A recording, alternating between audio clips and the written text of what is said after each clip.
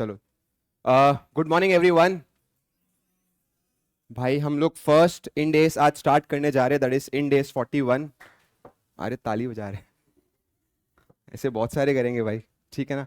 इन days 41 हम लोग start करने जा रहे हैं ऑन एग्रीकल्चर। आप एक बार, जैसे मैंने आपको बोला था कि भाई नोटबुक आपको लेकर आनी है, वो लाए होंगे। उस पर आप एकदम बढ़िया सी हेडिंग डालो, इंडेक्स अच्छा सा मेंटेन करो। मैं बताऊंगा लेक्चर के दौरान कि हम कैसे चैप्टर के फ्लो को जो है वो प्रॉपरली रिकॉर्ड करेंगे, ताकि हम बाद में जब रिवाइज करें तो हम लोग को बातें एकदम अच्छे से क्लियर रहे।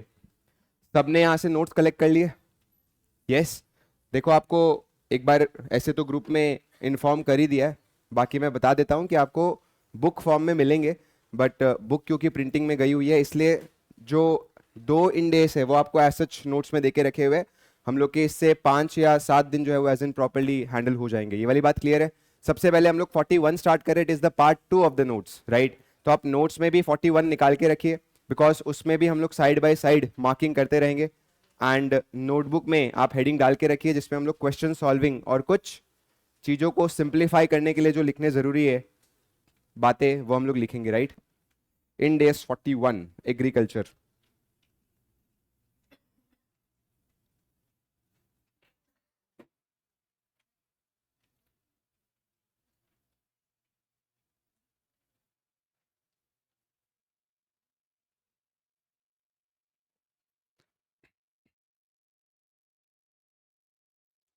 हनी भाई नोट्स ले लिया आपने?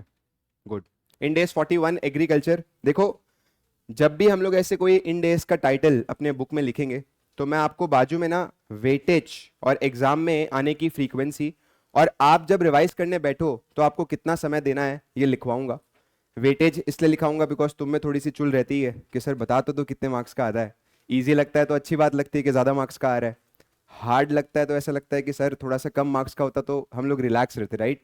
तो वेटेज एक इसलिए, फ्रीक्वेंसी इसलिए ताकि आपको इसकी इंपॉर्टेंस पता चले, एंड टाइम सबसे ज्यादा जरूरी है बिकॉज इंटर में आपका ऐसा एक्सपीरियंस रहा ही होगा कि भाई किसी चैप्टर को हम करने बैठे और वक्त कैसे निकला पता ही नहीं चला, और उसको हम लोग ने 7 से 8 घंटे दे दिए जहां पे 3 से 4 घंटे में काम हो सकता था। तो अगर मैं यहाँ पे आवर्स डिफाइन करूंगा, टाइम डिफाइन करूंगा, तो रिवाइज करते वक्त ये वाली बात दिमाग में क्लियर रहेगी कि भाई मैं ज्यादा टाइम दे रहा हूं या कम टाइम दे रहा हूं, राइट। तो यहाँ पे एग्रीकल्चर को लेकर लिखिए यहाँ पे कि इसके क्वेश्चन आ सकते हैं for around 4 to 5 marks, right. 4 से 5 नंबर के क्वेश्चन आ सकते हैं, लेकिन हर अटेम्प्ट में इसका क्वेश्चन नहीं आएगा बिकॉज बहुत सारे इंडेस है जो आपको पूछते हैं। तो यहाँ पे हम बोल सकते हैं कि भाई हर 3 अटेम्प्ट में एक बार इसके आने के चांस बैठ जाते हैं, मतलब साल में एक बार। और सर इसे हम लोग को रिवाइज करने के लिए कितना समय देना है, तो वो मैं यहाँ पे लिखवा देता हूँ। एक बार जब आप घर पे इसे रिवाइज करने बैठोगे तो आराम से इसको 2 से 3 घंटों में कंप्लीट किया जा सकता है, 2 to 3 आवर्स, राइट। ये फर्स्ट रिवीजन में यहाँ पे लिखा रहा हूँ, सब्सिक्वेंट तो ऑब्वियसली आपको और कम लगना चाहिए। 4 से 5 नंबर का है, 3 अटेम्प्ट में एक बार इसका क्वेश्चन आता है, और रिवाइज करने के लिए कितना समय, 2 से 3 घंटे। ये वाली बात क्लियर है सबको? अब एक और बात मैं आपको बता रहा हूँ कि देखो, जैसे there are lot of questions जो यहाँ पे आपको देकर रखे हुए इस चैप्टर को लेकर, मैं थोड़ा सा आपको बता देता हूँ कि एक तो हम लोग इस पेज पे, that is in days 41, question का फ्लो जो है वो नोट करेंगे, ताकि आप जब सेल्फ रिवीजन करो तो इसी सीक्वेंस में क्वेश्चन सॉल्व करोगे। सर ये कहाँ है आप वाले में, हमें नहीं दिख रहा। 41 के जो कॉन्सेप्ट नोट्स है उसके पीछे आपको दिखेगा, राइट। ऐसा ब्लैंक पेज आपको देके रखा हुआ है, ठीक है ना।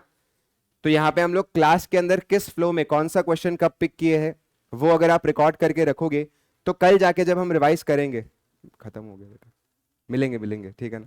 कल जाके जब हम लोग रिवाइज करेंगे तो इन दैट केस हमको क्लियर रहेगा कि सर सीधा पहला क्वेश्चन उठाना हर बार जरूरी नहीं होता है, क्योंकि क्वेश्चन की अरेंजमेंट अपन ने यहां लिख के रखी है, इसके हिसाब से हम लोग जाएंगे तो सही रहेगा। सबसे पहली बात ये, तुमको पता है इंटर में अपने ना एएस जब पढ़ते थे तो उसके अंदर अगर 20 क्वेश्चन होते थे तो उसमें से 4 से 5 क्वेश्चन ऐसे होते थे जो आंख में आते थे।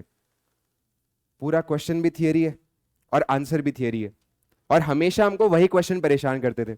आपको जो 15 एकदम प्रैक्टिकल क्वेश्चन है वो आज तक परेशान नहीं किए होंगे, लेकिन वो जो 5 क्वेश्चन है वो आंख में ऐसे चुभते थे कि यार ये क्या देके रखा हुआ है, इतनी सारी थियरी इसकी याद करनी भी है क्या।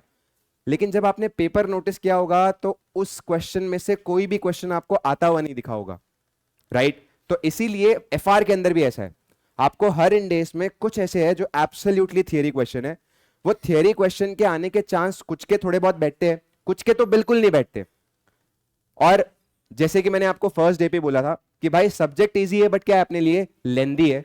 जितना ज्यादा हम लोग इसको हाथ में फ्लो में पकड़ में बनाए रखेंगे उतना आपके लिए क्या होगा, अच्छा होगा। और इसीलिए मैं आपको ना वहां पे नोटिंग करा दूंगा कि कौन से क्वेश्चन को आपको घर पे प्रैक्टिस करना है। एक क्वेश्चन बच्चे का रहता ही है, सर ये क्वेश्चन सॉल्व करके करना है या ऑडिट करके करना है। और जब मैं नहीं बताऊंगा तो सारे क्वेश्चन कैसे होते हैं, ऑडिट करके होते हैं। और फिर पेपर में जब आता है तो आपको समझ में आता है कि ये तो अकाउंट्स का पेपर है, मैंने तो ऑडिट सीखी है इसके लिए। तो ऐसी बात यहाँ पे एफआर में तो बिल्कुल नहीं होनी चाहिए। हर चैप्टर में 5 से 6 ऐसे क्वेश्चन होंगे जो स्मॉल कैटेगरी का है, जो आपको प्रॉपरली सॉल्व करने हैं। और कुछ ऐसे क्वेश्चन है जो कैलसी में भी अगर आप आंसर लाओगे तो चलेगा, because you are compatible enough कि भाई आप उसके सोल्यूशन को प्रॉपरली ड्राइव कर सकते हो। तो मैं आपको कौन से क्वेश्चन प्रैक्टिस करने हैं उसकी मार्किंग कराऊंगा, कौन से ऐसे क्वेश्चन है जिनका कंक्लूजन अच्छे से देख लेना बट पूरी थियरी याद करने की जरूरत नहीं है, एंड कौन से ऐसे क्वेश्चन है जिनको एग्जाम में अगर आप नहीं देख के जाओगे तो आप ज्यादा अच्छा परफॉर्म करोगे एज कंपेयर टू जब देख के जाओगे, क्योंकि आपकी एनर्जी उस जगह पे डाइवर्ट हो रही है जहां से आने के चांस ही क्या बैठते, एकदम कम बैठते। तो अपने कौन सी मार्किंग करने वाले, सबसे पहले किन क्वेश्चन को हमें क्या करना है हर चैप्टर में, प्रैक्टिस। तुम्हें समझ में आता ना what is practice? Practice is not solving on कैलसी, practice is solving on the book. जो यहां पे तो करेंगे फिर एक बार घर पे भी होना चाहिए। तो प्रैक्टिस कौन से क्वेश्चन को करना है। दूसरा, कौन से ऐसे थियोरेटिकल क्वेश्चन है जिसका कंक्लूजन अपने को याद कर लेना है। और तीसरा, कौन से ऐसे क्वेश्चन हो गए जो आप क्या कर सकते हो, इग्नोर कर सकते हो। क्लास में एक बार हम डिस्कस करेंगे बट अगेन उसके चांस बहुत ही ना के बराबर से बैठते एकदम। ये वाली बात क्लियर है एकदम। तो ये क्वेश्चन की मार्किंग साथ साथ होनी चाहिए। इफ यू सी तो आपको क्वेश्चन के नीचे ही सोल्यूशन दिया हुआ है। ये आपका ध्यान भटकाने के लिए नहीं दिया है, ये आपकी हेल्प करने के लिए दिया हुआ है। तो जब हम घर पे सॉल्व करेंगे तो इन दैट केस हमको सोल्यूशन ऐसे नहीं देखना है, कसम है आपको। लेकिन जब एग्जाम के 2 दिन पहले हम लोग सॉल्व करेंगे सर, तो जितना ज्यादा क्वेश्चन के नीचे सोल्यूशन मिल जाएगा उतना अपने लिए क्या होगा, अच्छा होगा। तो ये एग्जाम के दिन को याद रख के ऐसे बनाया गया है। बट तुम्हारी प्रैक्टिस जो है वो ऐसे नहीं होनी चाहिए कि सर सोल्यूशन देख लिया है, समझ आ गया है, अब क्वेश्चन देख लेता हूं। पागल लोग, क्वेश्चन देख लिया है, सॉल्व कर लिया है, मेरा सोल्यूशन सोल्यूशन के साथ क्या हो गया है, मैच हो गया है। That is the thing which you need to remember. क्या ये वाली बात क्लियर है? मैंने आपको कहा था हमारा ज्यादा फोकस चीजों के रीजनिंग को समझ में रहेगा। और जब मैं रीजनिंग समझाऊंगा तो बाय डिफॉल्ट आपको याद रखने की जरूरत नहीं पड़ेगी। स्टिल क्लास में एक ऐसी हैबिट अपने को मेंटेन रखनी है कि हम लोग बार बार चीजों को रिवाइज करते रहे जब तक चैप्टर चलता जा रहा है।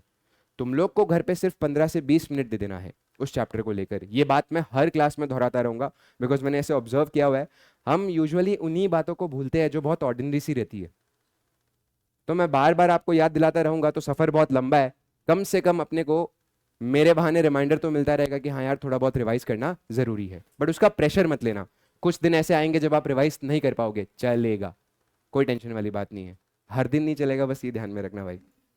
और इस बार तो अपने स्कीम भी ऐसे निकाली है, कौन सी सर, मंडे से फ्राइडे अपने पढ़ेंगे और वो सैटरडे संडे आपको मुंबई वाला वीकेंड एंजॉय करने के लिए नहीं दिया है। सूरत में तो वैसे भी सैटरडे संडे वीकेंड करके होता ही नहीं है। तो वो सैटरडे संडे आपको सेल्फ स्टडी के लिए देके रखा हुआ है। थोड़ा सा अपना कीमती समय निकालना ऐसे कोर्स को कंप्लीट करने में, जो आपके लिए बहुत कीमती साबित होगा जब आप कंप्लीट कर लोगे। विद दैट एनर्जी चलो स्टार्ट करते हैं। इंडेस 41 क्या नाम है इसका, एग्रीकल्चर, राइट। सबसे पहले सर ये जो इंडेस है एग्जैक्टली इसकी थीम क्या है, राइट। तो हम लोग सबसे पहले यहाँ पे लॉजिक समझते हैं कि सर ये इंडेस 41 जो है वो एग्जैक्टली क्यों अलग से आया। क्योंकि आप देखो हमने जो कैटेगरी स्टार्ट किया it is asset based category. तो अब जितने भी आपके इंडेस चलने वाले हैं सब कौन से चलने वाले हैं, जो आपको असेट्स को संभालने में हेल्प करेंगे। जैसे आपको इंटर में पता है इन्वेंट्री करके एक था, पीपी करके था, उसके बाद बोरोइंग कॉस्ट था, लीजेस था। ये सब किसके अराउंड रिवॉल्व होते थे, असेट्स के। तो अभी भी सारे कोर्सेस, अभी भी सारे इंडेस किसके अराउंड रिवॉल्व होने वाले हैं, असेट्स के। उसमें से ये एकदम छोटा सा है, इसलिए मैंने बोला कि आपके लिए एब्सोल्युटली न्यू है। स्टार्ट करते हैं, बहुत सही है, मजा आएगा। Okay right. यहां पे ये जो इंडेस है इसका सेपरेटली आने के पीछे का लॉजिक क्या है मैं थोड़ा बताता हूं। व्हेन आई से एग्रीकल्चर, मतलब ये ज्यादातर किसके बिजनेस को ऑब्जर्व कर रहा है, एक किसान। किसान जो क्या करता है, खेती करता है। किसान जो खेती के साथ साथ गाय या भैंस भी पालता है, क्योंकि ये सब आपका जो है वो इस पार्ट में आ जाता है, that is called as agriculture. तो क्यों यहाँ पे एग्रीकल्चर को लेकर या उनके अंदर आने वाले असेट्स को लेकर एक सेपरेट गाइडेंस की नीड पड़ गई, उसके बारे में हम बात करते हैं। जैसे ये किसान को मैंने पूछा कि सर आपके पास क्या क्या ऐसी वेल्थ है जो हमको पता होनी चाहिए, तो वो बोलते हैं कि सर हमारे पास ना एक बहुत अच्छा पेड़ है। मैंने बोला कौन सा? बोला सर वो पुष्पा में आपने देखे रखा है ना, पुष्पा में कौन सा पेड़ था? चंदन वाला, लाल चंदन, प्रिसाइज रहो प्लीज, राइट, लाल चंदन। बोला सर लाल चंदन वाला पेड़ है, साथ ही साथ हमारे पास कुछ गाय है और उन गाय के छोटे छोटे क्या है? बछड़े। नाइस, ये बराबर आपको याद रहता है भाई, गाय के बछड़े है छोटे छोटे, परफेक्ट। मैंने बोला और भी कुछ है तो बता दो सर। बोला सर और कुछ मुर्गियां है जो अंडे देती है, राइट, और हमें फायदा कराती है इस तरीके से। मैंने बोला ठीक है सर, और कुछ रह रहा है क्या? बोला सर और कुछ हमारे पास ऐसे पेड़ पौधे हैं जिनके ऊपर बहुत सारे वेजिटेबल्स वगैरह उगते हैं। मैंने बोला काफी फैला हुआ बिजनेस है भाई। बट अगर आप देखोगे ना तो ये सारे असेट्स का नेचर एब्सोल्युटली अलग है फ्रॉम द अदर असेट्स। जैसे इसको अगर मैं कंपेयर करूं विद द पर्सन जो एक छोटा सा मैन्युफैक्चरर है, इसको मैं पूछता हूं कि तेरे पास क्या है, तो बोलता है सर मेरे पास एक जमीन है। मैंने बोला बहुत बढ़िया, उस जमीन के ऊपर क्या है? बोलता है सर उस जमीन के ऊपर मेरे पास एक मशीन है। मैंने बोला बहुत बढ़िया, उस मशीन से बनता क्या है? तो बोलता है सर उस मशीन से जो है मान लीजिए कि चीज बनता है। मैंने बोला बहुत बढ़िया, और कुछ? बोला सर ऐसी बहुत सारी मशीनें हैं जो अलग अलग चीजें बनाती है। अगर आप देखोगे तो मैं यहाँ पे इस मशीन को जब इन सारे असेट से कंपेयर करूँ ना, तो इन दैट केस बहुत फर्क है। किस बात का सर फर्क है, एक बार जरा बताना। जैसे ये जो मशीन है वो समय के साथ नेचुरल रीजंस के कारण अपग्रेड या डिग्रेड नहीं होने वाला। क्या बोला मैंने? मशीन्स नेचुरल रीजंस के कारण अपग्रेड या डिग्रेड नहीं होने वाला। डिग्रेड तो फिर भी थोड़ा बहुत हो सकता है, बट ऐसा नहीं है कि भाई एक साल के अंदर अंदर बहुत बड़ा फ्लक्चुएशन आ गया। गाय की तरह नहीं है। गाय जब पैदा हुई तो देखा कि यार ये तो क्या काम आएगी, बट गौ माता है, रिस्पेक्ट देते हैं। एक साल की हो गई तो अपने को लगा कि यार अब तो काम आ सकती है। 2 साल की हो गई और काम आ सकती है। 3 साल की हो गई और ज्यादा काम आ सकती है। 4 की हुई अब थोड़ा कम ही काम आएगी। 5 की हो गई अब तो और कम काम आएगी। तो अगर आप देखोगे तो हर एक का ऐसा साइकिल रहता है। पेड़ का भी ऐसा साइकिल रहता है कि भाई जब लेट से कि आपने चंदन का पौधा लगाया था तो लगा था कि भाई क्या ही तो है, जमीन ही तो है। बट धीरे धीरे इसके ऊपर जब पेड़ उगना चालू हुआ तो आपने पेशेंस दिखाया। पेशेंस के साथ साथ साथ साथ साथ साथ पेड़ क्या हो गया? बहुत बड़ा हो गया।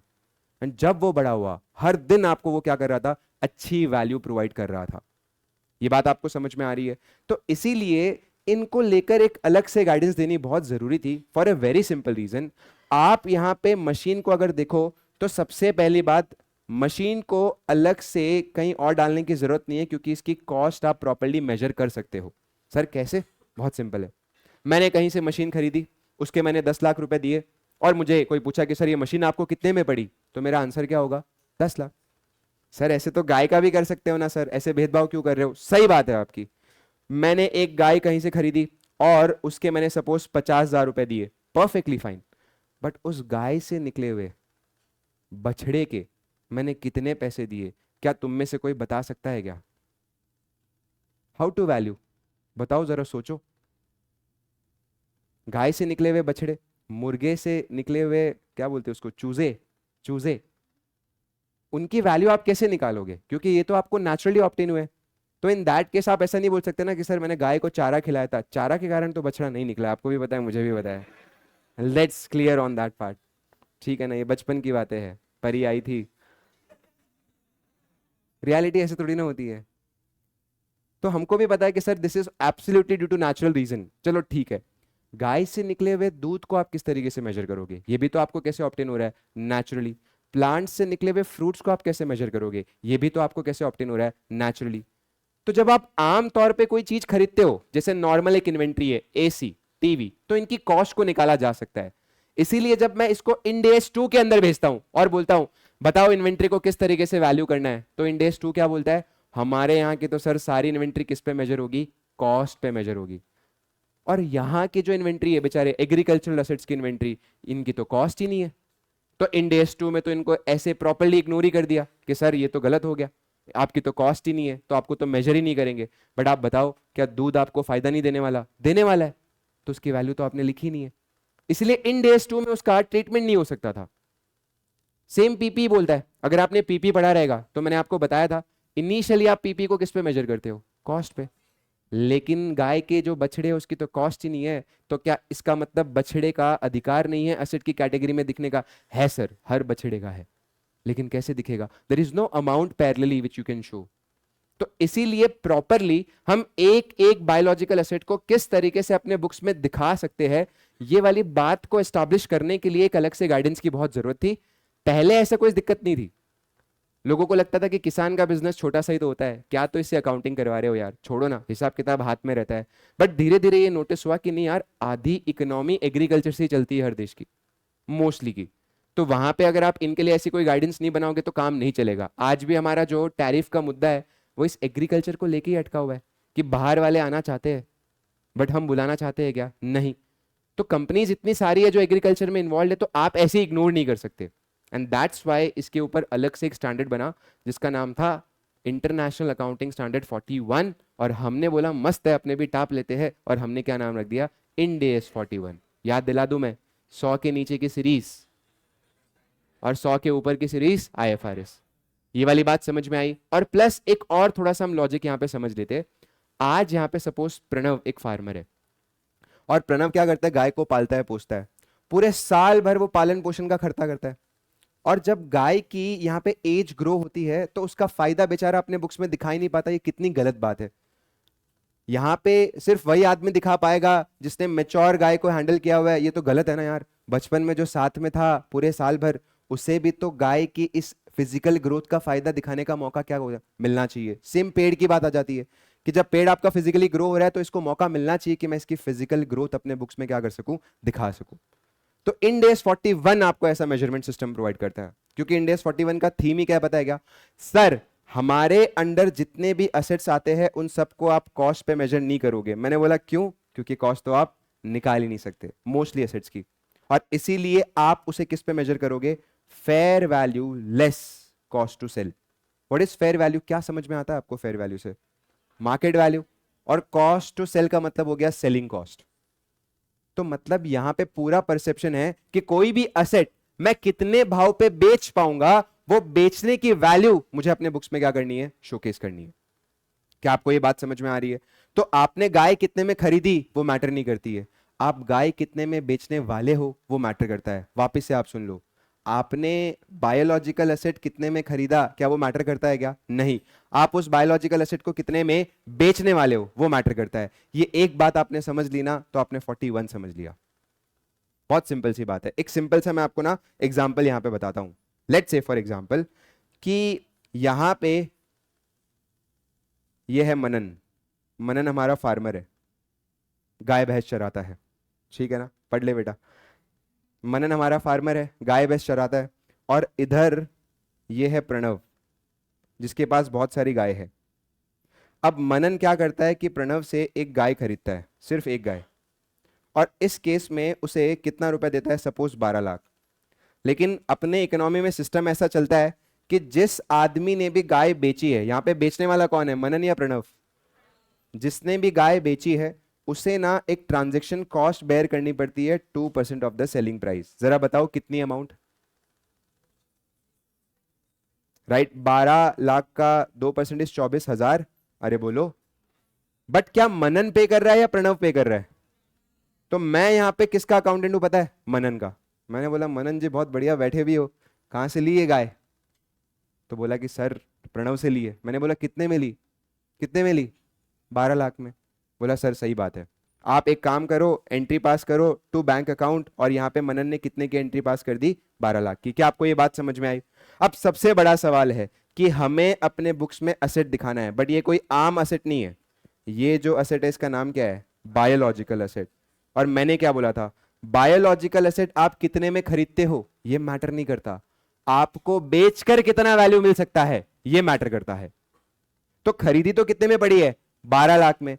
बट आज अगर मनन इसी गाय को वापस बेचने जाए तो तुम बताओ कितना पैसा मिलेगा? सर 12 लाख तो मिल जाएगा, लेकिन एज अ सेलर इसको एक कॉस्ट इनकर करनी पड़ेगी। कितने की कॉस्ट है? 24,000 की।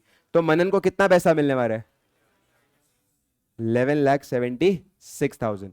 तो मनन डिस्पाइट बीइंग 12 लाख का सेट खरीदा है, स्टिल कितने का दिखा पाएगा? 11,76,000। सर 24,000 का तो यहां पे क्या पड़ रहा है? नुकसान। तो वो नुकसान इसका सीधा कौन से अकाउंट में जाएगा? प्रॉफिट एंड लॉस में। ये पूरी थीम है इस चैप्टर की कि तुम कितने में खरीद के आए हो, वी डोंट मैटर, तुम कितना खर्चा कर रहे हो, वी डोंट मैटर। अगर आपको बैलेंस शीट पूछती है कि भाई मैं असेट किस पे दिखाऊं, तो हम सिर्फ एक ही बात बोलने वाले हैं, सच सच बता, तू अगर आज इसे बेचने जाए तो बेचकर तुझे कितना पैसा मिलेगा। ये बात क्लियर है? और इसको इंग्लिश में कैसे डिफाइन किया हुआ है? Fair value less cost to sell. साथ में क्या बोलेंगे हम लोग? Fair value less cost to sell. अरे बोलो, इतनी बात क्लियर है? ये डे वन की बात हो गई। सर अगर हम लोग फिर हर साल मेजर करना चाहते हैं तो हर बार आपको देखनी पड़ेगी कि अब अगर मैं बेचने जाऊं तो कितना हो सकता है, बाद में अगर मैं बेचने जाऊं तो कितना हो सकता है। मतलब थ्रू आउट द ईयर जब तक आप असेट बेच नहीं देते हो तब तक ये मेजर होता रहेगा। किसके ऊपर? Fair value less cost to sell. Matter ही नहीं करता आपने कितने में खरीदा, क्या मैटर करता है आप कितने में बेचकर इसे पैसा कमा सकते हो। ये बात समझ में आई आपको एकदम अच्छे से? ये बाकी एसेट से इसलिए अलग है, मशीन में ऐसा नहीं होता, क्योंकि मशीन में आपका ना बेचने का खास इंटेंशन भी नहीं होता। मशीन तो आप क्यों खरीद रहे हो? प्रोडक्शन पर्पस के लिए। बिल्डिंग भी आप यूजुअली प्रोडक्शन पर्पस के लिए खरीदते हो, कुछ काम के लिए खरीदते हो, तो वहां पे भी आपका बेचने का इंटेंशन नहीं होता। बायोलॉजिकल एसेट में थोड़ा बहुत होता है कि अच्छा भाव मिल गया तो मैं क्या कर दूंगा? निपटा भी दूंगा। अरे बोलो, इतनी बात समझ में आ रही है आपको? इसमें नेचुरल रीजन के कारण आपके जो बायोलॉजिकल एसेट है वो खराब भी होगी, तो कैसे रिकॉर्ड करना है we need to understand. But इस केस में सबसे पहले आपको यह समझना जरूरी है कि बायोलॉजिकल एसेट का मतलब क्या है। सर वो डिफाइन तो कर दो, क्योंकि 1000 एसेट है, कौन से 41 में आएंगे वो पता तो रहे। तो हम यहाँ पे सबसे पहले डे वन पे क्या बात कर रहे हैं? कवरेज। जितना क्लियर रहोगे उतना एमसीक्यूज को अच्छे से आप हैंडल कर पाओगे। तुमको जब पता ही नहीं कि कौन सी चीज किस में आती है तो आप कैसे हैंडल करोगे? ये बात समझ में आ रही है आपको? तो मैं एकदम फ्लो आपको बता रहा हूं। हम धीरे धीरे देखो, सारी चीजें आपको ना टॉपिक वाइज डिफाइन करके रखी हुई है कि आपको किस तरीके से चैप्टर के फ्लो को पकड़ना है। तो हम सबसे पहले यहाँ पे फर्स्ट टॉपिक कवर करने जा रहे हैं, topic number 1, that is coverage of Ind AS 41। और फिर क्या लिखा हुआ है? Non applicability. Coverage of Ind AS 41 और फिर क्या लिखा हुआ है? Non applicability. Is it clear to everyone?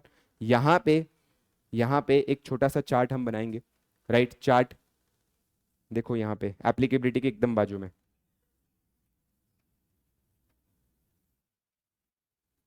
Applicability के एकदम बाजू में, राइट? लिखिए यहाँ पे यस।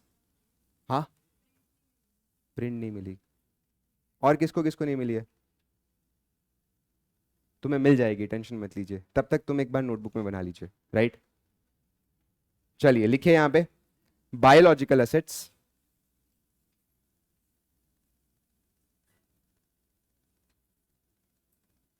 बायोलॉजिकल एसेट्स सबसे पहले दो चीजों को यहां पे क्लासिफाई कर रहे हैं हम लोग।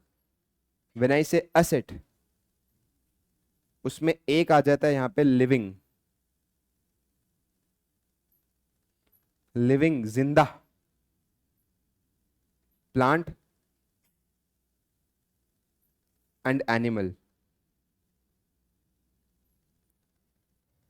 Living plant, living animal. और उसके बाद सेकेंड थिंग जो यहां पे कवर होती है, it is agricultural produce.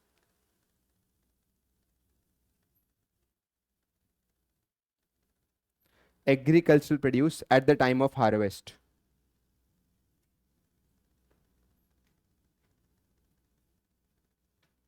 Agricultural produce at the time of harvest. क्या आपको समझ में आता है हार्वेस्ट का मतलब क्या है? राइट जब यहाँ पे आप खेती को पूरा का पूरा समेट रहे हो, दैट इज हार्वेस्ट। तो agricultural produce at the time of harvest ये यहाँ पे कवर करता है। बट इसमें प्लांट में आप लिखो कि do not cover bearer plants.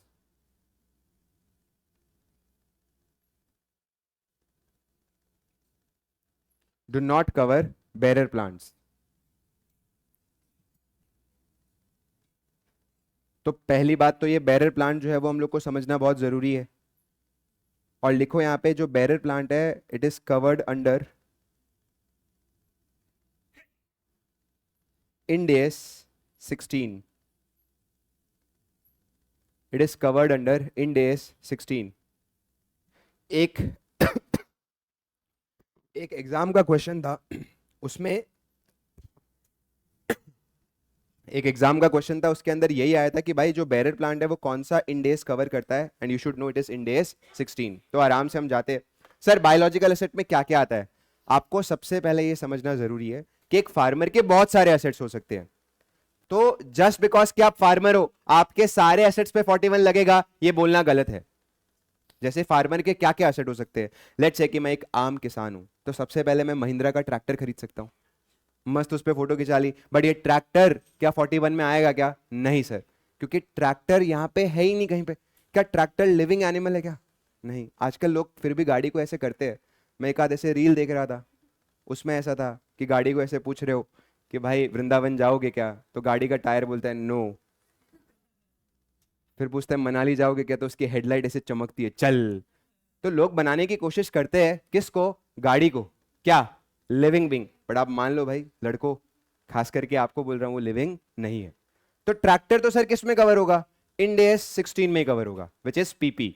आपको बात समझ में आ रही? सर मैं तो फार्मर हूं, तो क्या हुआ? ट्रैक्टर एक बायोलॉजिकल एसेट नहीं है, ठीक है। ट्रैक्टर जिस जमीन पे खड़ा हुआ है वो जमीन भी एक बायोलॉजिकल एसेट नहीं है। आपको ये समझना बहुत जरूरी है। सर जमीन तो जमीन एक बार ऑब्टेन होके खत्म हो चुकी है, बात खत्म। अब वो हर साल आपको ऐसा नहीं कि भाई कुछ अपने आप दे देगी, उसके ऊपर आपको थोड़ी सी क्या करनी पड़ेगी? मेहनत करनी पड़ेगी। और लैंड को ऐसे रखा हुआ है कि यार ये तो बहुत जन यूज करते हैं, तो प्लीज लैंड को हम लोग 41 से क्या रखेंगे? बाहर रखेंगे। आ रही है बात समझ? तो लैंड किस पे मेजर होगा? Ind AS 16। ये बात समझ में आ रही है? सर मैंने गाय के दूध को निकालने के लिए ना कुछ मशीनें लाके रखी हुई है, और वो मशीनें क्या करती है आजकल? गाय का दूध निकाल लेती है। तो क्या वो मशीनें भी बायोलॉजिकल एसेट है क्या? आप समझदार हो बताओ। नहीं। क्या मशीनों से तुम बातें कर सकते हो? नहीं सर। तो मशीनें बायोलॉजिकल एसेट नहीं है, लेकिन वो जो गाय है वो क्या है? बायोलॉजिकल एसेट है। उससे निकला हुआ दूध आपके लिए क्या है? Agricultural produce, which is a part of 41। ये बात समझ में आ रही है? जमीन पे लगे हुए पेड़ आपके क्या है? Biological asset, part of 41। तो आपको ये समझ में आता है ना what is living plant and living animal? ये बताने की जरूरत नहीं है ना? Perfect perfect. लेकिन सर आपने बोला एक चीज बायोलॉजिकल एसेट नहीं है, विच इज बेरर प्लांट। क्या बोला मैंने? Bearer plant. सर ये बेरर प्लांट क्या होता है? ऐसे प्लांट जो अपने आप में खुद की कोई वैल्यू नहीं रखते, लेकिन उनसे आपको बहुत चीजें ऑब्टेन हो सकती है। नहीं समझ में आया सर? ठीक से बताओ। ठीक है भाई। तुम अगर दो पेड़ को ऑब्जर्व करो तो आपको समझ में आ जाएगा कौन बेरर है और कौन बेरर नहीं है। एक आपके सामने है चंदन का पेड़। किसका? चंदन का पेड़, पुष्पा वाला। और एक है आपके सामने नारियल का पेड़, ठीक है ना? चंदन का पेड़ नारियल के पेड़ को बोलता है कि मैं तेरी तरह नहीं हूं, मेरी अपनी बहुत वैल्यू है। तो नारियल के पेड़ ने पूछा ऐसा क्या है तुझ में? तो उसने बोला कोई अगर मुझे काटता है, देखो काटने पे भी कितना प्राउड फील कर रहा है, कोई अगर मुझे काटता है तो मेरे लकड़े के ना उसको सोने वाले दाम मिलते हैं। तो मेरे को एज अ लकड़ा भी अगर आप बेचने जाओगे ना तो माला माल हो जाओगे। तेरी लकड़ी देख, कोई काटेगा तो बेचारा कुछ बना भी नहीं पाएगा, और रद्दी के भाव पे भेजना पड़ेगा।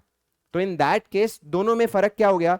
एक ऐसा पेड़ आपको दिखाई दे रहा है जिसकी अपने आप में बहुत वैल्यू है, और अगर आप उसका लकड़ा काटने जाओगे तो आपको अच्छा भाव मिल जाएगा। और दूसरे की अगर मैं बात करूं तो उसका लकड़ा कुछ काम का है क्या? नहीं। तो कोकोनट ने क्या बोला? लेकिन मेरे ऊपर जो चीजें उगती है वो काम की है, और वो सिर्फ एक बार नहीं उगती है, सालों साल उगती है। इसलिए मेरा नाम क्या है पता है? Bearer plant. मैं अपने आप में कोई वैल्यू नहीं रखता हूं, बट मेरे पे जो चीजें बेर होती है, बेर होती है मतलब जो भी लटकती है, लटकती है बेर होती है। तो वो जो चीजें हैं वो आपके लिए क्या कर सकती है? बहुत अच्छा वैल्यू प्रोवाइड कर सकती है। एंड क्या बेरिंग सिर्फ एक आध महीने होती है? कि नहीं सर, सालों साल होती है। अब मैं तुमको पूछता हूं, बताओ कौन से ऐसे पेड़ है जो अपने आप में कोई वैल्यू नहीं रखते, लेकिन उनके ऊपर जो प्लांट्स है या उनके ऊपर जो भी आपके फ्रूट्स है या वेजिटेबल्स है वो बहुत अच्छी चीजें आपको प्रोवाइड करते हैं? मैंगो सर, आम का पेड़। हमने देखा है वो कैटरीना कैफ कैसे आम को ऐसे तोड़ती है और वो स्लाइस बन जाता है सर, उसमें हमने देखा है वो पेड़ की कोई वैल्यू नहीं है सर, बट उस पे लटके हुए आम की क्या है? बहुत अच्छी वैल्यू है। बहुत बढ़िया, बहुत बढ़िया। ये टीवी के जो कुछ एडवर्टीजमेंट है प्रैक्टिकली कितने काम आ जाते हैं ना आपको। बढ़िया, गुड ऑब्जर्वेशन। और एप्पल, बहुत बढ़िया। एप्पल भी ऐसा ही है सर कि भाई पेड़ कुछ काम का नहीं है खास अगर उसे काट कर बेचने जाऊं तो, लेकिन उसके ऊपर लगे हुए एप्पल बहुत काम के हैं। तो उसको मैं क्या बोलूंगा? बेरर या नॉन बेरर? बेरर। अच्छा कुछ नॉन बेरर सोच के बताओ। बनाना प्लांट। देखो, रबर ट्री हम बोल सकते हैं भाई। रबर ट्री से रबर निकल के आता है, एंड उसके जो वुड है वो भी अलग से बहुत काम के। एब्सोल्युटली बात एक पे यहाँ, रबर ट्री का भी लकड़ा उतना काम का नहीं है, to be very honest. Rubber tree पे निकला हुआ जो रबर का लिक्विड है वो क्या होता है, काम का होता है। वैसे ही कॉटन का ट्री आपने देखा है ना, कापूस, कैसे पेड़ लगा रहता है, कुछ काम का नहीं, बट उसके ऊपर मस्त एकदम वो स्नोफॉल की तरह कॉटन निकलता रहता है, तो वो बहुत काम का रहता है। तो पेड़ इज नॉट रेलेवेंट, बट पेड़ पे निकला हुआ प्रोड्यूस इज रेलेवेंट। गेहूं का पौधा, गेहूं का पौधा ऐसा है ना, एक बार उसने गेहूं दे दिया और उसको मैं बोलूंगा चल वापस गेहूं दे के दिखा, बोलेगा हट रे, हो गया मेरा, क्योंकि उसकी लाइफ क्या होती है, बहुत ही छोटी होती है। तो now it is not a bearer, क्योंकि बेरर प्लांट किसी को क्लासिफाई करना है तो 3 शर्तें जो पूरी होनी चाहिए, और वो 3 शर्तें क्या है एक एक करके हम देखेंगे। सबसे पहले, बेरर प्लांट का मतलब है लिविंग प्लांट जो यूज होने वाला है इन द प्रोडक्शन और सप्लाई ऑफ एग्रीकल्चरल प्रोड्यूस। क्या था एग्रीकल्चरल प्रोड्यूस का मतलब, उसके ऊपर जो फल फ्रूट उग रहे हैं उसे हम लोग क्या बोलते हैं, एग्रीकल्चरल प्रोड्यूस। तो पहली बात तो वो मैंने पौधा क्यों पाल के रखा हुआ है, ताकि उससे मैं क्या ऑब्टेन कर सकूं, एग्रीकल्चरल प्रोड्यूस। ये बात समझ में आती है। दूसरा मैंने क्या बोला, वो प्रोड्यूस खाली 1-2 महीने नहीं रहने वाला, वो प्रोड्यूस क्या रहने वाला है, एक पीरियड से ज्यादा। एक पीरियड मतलब मैं कितना महीना मारूं, 12 महीना, तो 12 महीने से ज्यादा रहने वाला है। क्या सेकंड बात क्लियर है। तीसरी, there is a remote likelihood, remote का मतलब क्या, छोटा मोटा चांस है कि आप उसे जब बेचो तो बहुत बढ़िया भाव मिल जाए, आप जब उसे काट के बेचोगे तो कुछ खास भाव मिलने वाला नहीं है। क्या आपको यह समझ में आती है बात। तो ये तीनों कंडीशन मीट होती है तो मैं उसे क्या बोलता हूं, बैरर प्लांट, वरना वो बैरर प्लांट नहीं है। मेरे सामने सबसे पहले चंदन का पेड़ आया, मैंने बोला तेरे पे कोई एग्रीकल्चरल प्रोड्यूस उगता है क्या, बोला सर नहीं। मैंने बोला तो फिर दूसरे पॉइंट की तो बात ही नहीं आती है। तीसरा, क्या तुझे काट कर मैं बेचूंगा तो रिमोट लाइकलीहुड है क्या कि छोटा मोटा भाव ही मिलेगा, बोला सर प्लीज बेच के दिखाओ, आप मस्त माला माल हो जाओगे, तो तू बैरर प्लांट नहीं है। मैंने एप्पल ट्री को पूछा कि भाई तेरी कंडीशन देखते हैं, सबसे पहला, क्या तेरे ऊपर एग्रीकल्चर प्रोड्यूस उगता है क्या, हाँ, क्या नाम है उसका, एप्पल। क्या वो 1 साल से ज्यादा आपको ऑब्टेन होगा क्या, बिल्कुल। और क्या एप्पल के ट्री को आप काट कर बेचने की सोचोगे तो कुछ अच्छा भाव मिलेगा क्या, नहीं। तो Apple tree is a bearer plant, and if it is a bearer plant तो वो 41 में कवर्ड नहीं है, वो किसके अंदर कवर्ड है, इंड AS 16। फिर मैंने एक गेहूं के पौधे से पूछा, गेहूं का पौधा, बोला सर हाँ मेरे को बताओ आप क्या होगा। तो मैंने बोला पहला, तेरे ऊपर एग्रीकल्चरल प्रोड्यूस ऑब्टेन होगा क्या, बोला सर यस। क्या है वो, गेहूं। लेकिन वो एक पीरियड से ज्यादा कैरी कर सकते हो क्या, नहीं, खत्म, बात ही खत्म, क्योंकि तीनों कंडीशन का मीट होना बहुत जरूरी था। सर क्यों इसको 41 से बाहर रखा, अब आप बताओ मेरे को, पॉइंट तो सही है, 41 के बाहर क्यों रखा, बहुत सिंपल सी बात है। बेरर प्लांट ना, उसकी फेयर वैल्यू निकालते निकालते तुम्हारा दम घुट जाएगा, क्योंकि इंड AS 41 के अंदर आपने सारे एसेट्स को कवर किया हुआ है, और सारे एसेट्स किस पे मेजर होने वाले, एक बार जोर से बोलो, fair value less cost to sell. यही बोला था ना आपने, fair value less cost to sell. Fair value का मतलब क्या हो गया, market value. And market value आपके नजरिए की बात नहीं करता है, पूरा मार्केट किस भाव पे बेचता है उसकी बात करता है। अब बेरर प्लांट जब अपने आप में बिक ही नहीं सकता तो कभी उसकी मार्केट वैल्यू निकल कर आएगी क्या, नहीं। क्या उसकी फेयर वैल्यू निकल कर आएगी क्या, नहीं। तो फिर लोग नई प्रॉब्लम ला देंगे, सर बेरर प्लांट की फेयर वैल्यू कैसे निकाले, वो तो निकल ही नहीं रही है, निकल ही नहीं रही है। और दूसरा है, जब तुम बैरर प्लांट को सीधा समेत साप्ता बेचने ही नहीं वाले हो, तो बार बार ये क्यों चेक कर रहे हो कि उसको बेचकर क्या मिलेगा, तुम्हें क्या मिलेगा जब बेचने वाले हो ही नहीं। आ रही है बात आपको समझ। तो इसलिए मैंने बोला तुम 41 में जितने भी एसेट है वो सब क्या वैल्यू पे दिखाने वाले हो, fair value less cost to sell. आपका इंटेंशन वहां पे क्या है, बेचकर कितना मिलेगा, क्योंकि कहीं ना कहीं अंदर से मैं बेचना उसे चाहता हूं। बैरर प्लांट का ऐसा कोई इंटेंशन ही नहीं है, वो एक मशीन की तरह है। सर मैं इसलिए खरीदा गया हूं ताकि आप मुझसे क्या बना सको, एग्रीकल्चरल प्रोड्यूस। इस तरीके से बात हो रही है, and that's why bearer plant are not a part of Ind AS 41। किसका प्लांट है वो, इंड AS 16। अरे बोलो क्लियर है कि नहीं, पक्का। हम कुछ एग्जांपल लिखेंगे। Sir are we suppose to know in this whole universe कौन बैरर प्लांट है और कौन बैरर प्लांट नहीं है। देखो तुम्हारा एग्रीकल्चरल पैशन हो सकता है, पर वो पैशन यहाँ पे कुछ काम का है क्या, नहीं। इंस्टीट्यूट में जितने एग्जाम्पल आपको देके रखे हुए ना, that you are suppose to know. ये बात क्लियर है, तो वो लास्ट में हम एक बार रीडिंग उसकी कर लेंगे। अभी मेरे हिसाब से सबको क्लियर है, तो सब क्या करेंगे पता है, ये जो डेफिनेशन ऑफ एग्रीकल्चरल एक्टिविटी और नॉन एप्लीकेबिलिटी के बीच में छोटा सा ऐसा स्पेस है, वहां पे या अपनी नोटबुक पे, जितना ज्यादा तुम नोट्स के बाजू में लिखोगे उतना आपके लिए अच्छा होगा। फिर भी नहीं सर मेरे को तो साफ दिखे सुंदर दिखे वैसा वाला हिसाब है, तो नोटबुक में लिखो आप। बट यहां पे आप लिखो बाजू में, what is bearer plant, 3 condition, used in the production और supply of agricultural produce plus expected to bear produce for more than 1 period, यहां पे मैं लिखता हूं 12 months, and has only remote, एकदम छोटा सा चांस है कि आप उसे एज अ प्रोड्यूस बेचोगे। और यहाँ पे एग्जाम्पल मैंने नीचे लिखा हुआ है, mango, Apple, coffee, coconut trees, ये सारे के सारे जो ट्रीज है, ये सारे के सारे जो ट्रीज है वो सब के सब आपके बेरर प्लांट्स है।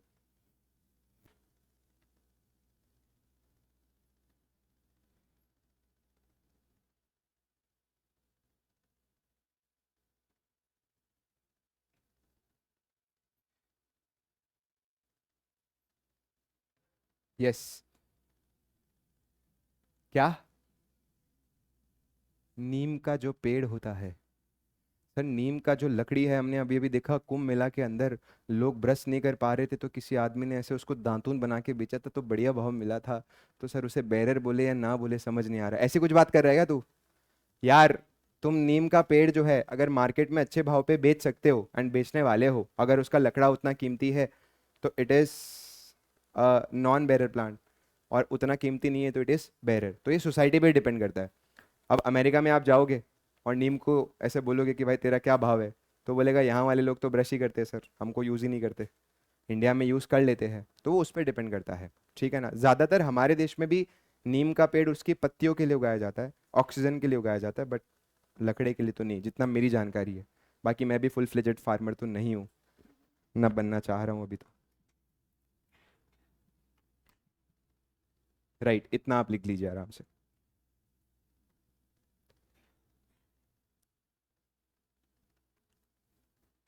यस। ध्रुव शाह का आया, सर हम गेहूं के पौधे को बेचने नहीं वाले, उसका वैल्यू तो जानना पड़ेगा ना। एब्सोल्युटली बेटा, गेहूं के पौधे का जो वैल्यू है वो आप पूरे के पूरे गेहूं के समेत ऐसे निकालोगे। कई बार किसी पौधे का इंडिविजुअली आप वैल्यू नहीं निकाल सकते, तो वहां पे वो प्लस प्रोड्यूस मिलकर कितना वैल्यू देंगे वैसे आपको निकालना पड़ेगा, राइट। तो आपको मैक्सिमम मिल जाता है यूजुअली वैल्यू। जहां पे नहीं मिल पा रहा है तो हम देखेंगे what are the options available, वो आएगा फर्दर पार्ट के अंदर। कुछ कुछ ऐसे एसेट्स होंगे जो नॉर्मली बिकते नहीं है, उनका क्या करेंगे वो हम देखेंगे। और क्या आया भाई चैट में? शुभम, सर अपना पॉडियम नहीं दिखे ऐसा कर दो। अच्छा वो शुभम भैया है, मैं बोला यार बच्चा मस्त सजेशन दे दिया, ये अलग ही शुभ चिंतक बने बैठा है। ठीक है, चलो बढ़िया, अपना पॉडियम नहीं दिख रहा है ऐसा मैंने कुछ कर दिया। ओके, चंदन का पेड़, गोविंद, बाम्बू। बाम्बू का क्या सीन रहता है भाई, लकड़ा काम का रहता ही है, पानी के लिए लोग ट्रांसपोर्टेशन के लिए यूज भी करते हैं। यस, तो it is non bearer plant, ठीक है ना। सब भाई सोसाइटी के ऊपर भी थोड़ा डिपेंड करेगा, राइट। ये तीनों कंडीशन भाई अपन ने लिख दिया आराम से, राइट एकदम। दूरबीन लेके बैठने वाला है तू तो है, ठीक है ना। देखो, आप कोई भी चीज कैसे भी एडजस्ट कर सकते हो, एक बार दिखाना बेटा एग्जांपल। ये देखो, इतने से स्पेस में इसने एकदम प्रॉपरली लिख दिया ऐसा, ठीक है ना। तो इस तरीके से लिखने की सोच रहे हो तो नीचे एक वो ग्लास मिलता है, कृपया करके परचेस कर लीजिए। नहीं सर हमारे पास सैमसंग का फोन है। अच्छा सर हम, सर वो 12 लाख वाला दिखाओ ना, वो सब हो जाएगा, टेंशन मत लो बेटा आराम से, एग्जाम्पल, ठीक है ना। Okay perfect. आसान भाषा में मैं इतनी बात बोल सकता हूं, क्या लिखा हुआ है, plant which give produce again and again, again and again, and kept for long term use and not meant for selling, उसे मैं क्या बोलूंगा, बेरर प्लांट। और जो बेरर प्लांट है उसे कौन लेकर चला जाएगा? 41 या 16? 16। ये बात समझ में आई सबको एकदम अच्छे से? ये एमसीक्यूज का बहुत इंपॉर्टेंट टॉपिक है इसलिए मैं बता रहा हूँ, केस स्टडी में दिखेगा भी आपको। Is it clear to everyone? तो ये आसान इजी लैंग्वेज के लिए आप लिख सकते हो ताकि कल आपकी अंडरस्टैंडिंग बनी रहे। Plant which give produce again and again, again and again, and kept for long term use and not meant for selling are called as bearer plant.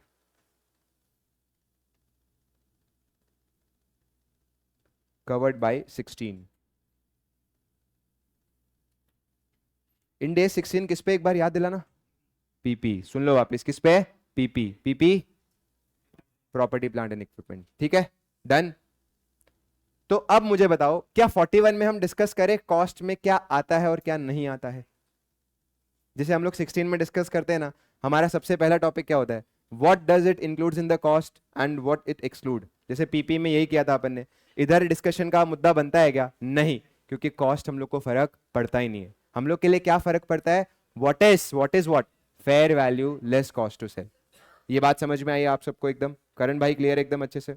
Right. अब देखो क्या होता है, ये जो इंड एस है ना, ये बोलता है सर देखो असेट्स तो आपने डिस्कस कर लिया, बट मैं हर आदमी पे भी एप्लीकेबल नहीं होता हूं, वो समझो आप। हम पार्ट 2 पे जा रहे हैं, बिकॉज हमने पार्ट 1 में कवरेज थोड़ा बहुत डिस्कस किया है, मैं इसकी रीडिंग कराऊंगा। बट मैं यहां पे किस पे जा रहा हूं? Definition of agricultural activity. End AS 41 का आप पे लागू होना तभी है जब आप किसके अंदर इन्वॉल्व हो? एग्रीकल्चरल एक्टिविटी के अंदर। अदरवाइज आपके ऊपर 41 एप्लीकेबल नहीं होगा। आ रही है बात समझ? ना what is agricultural activity? Sir मैं यहां पे मेरे असेट का जो बायोलॉजिकल ट्रांसफॉर्मेशन है वो क्या कर रहा हूं? मैनेज कर रहा हूं। जैसे मैं उसकी ग्रोथ, उसकी डीजेनरेशन, उसके प्रोडक्शन, उसके प्रोक्रिएशन के अंदर इन्वॉल्व हूं।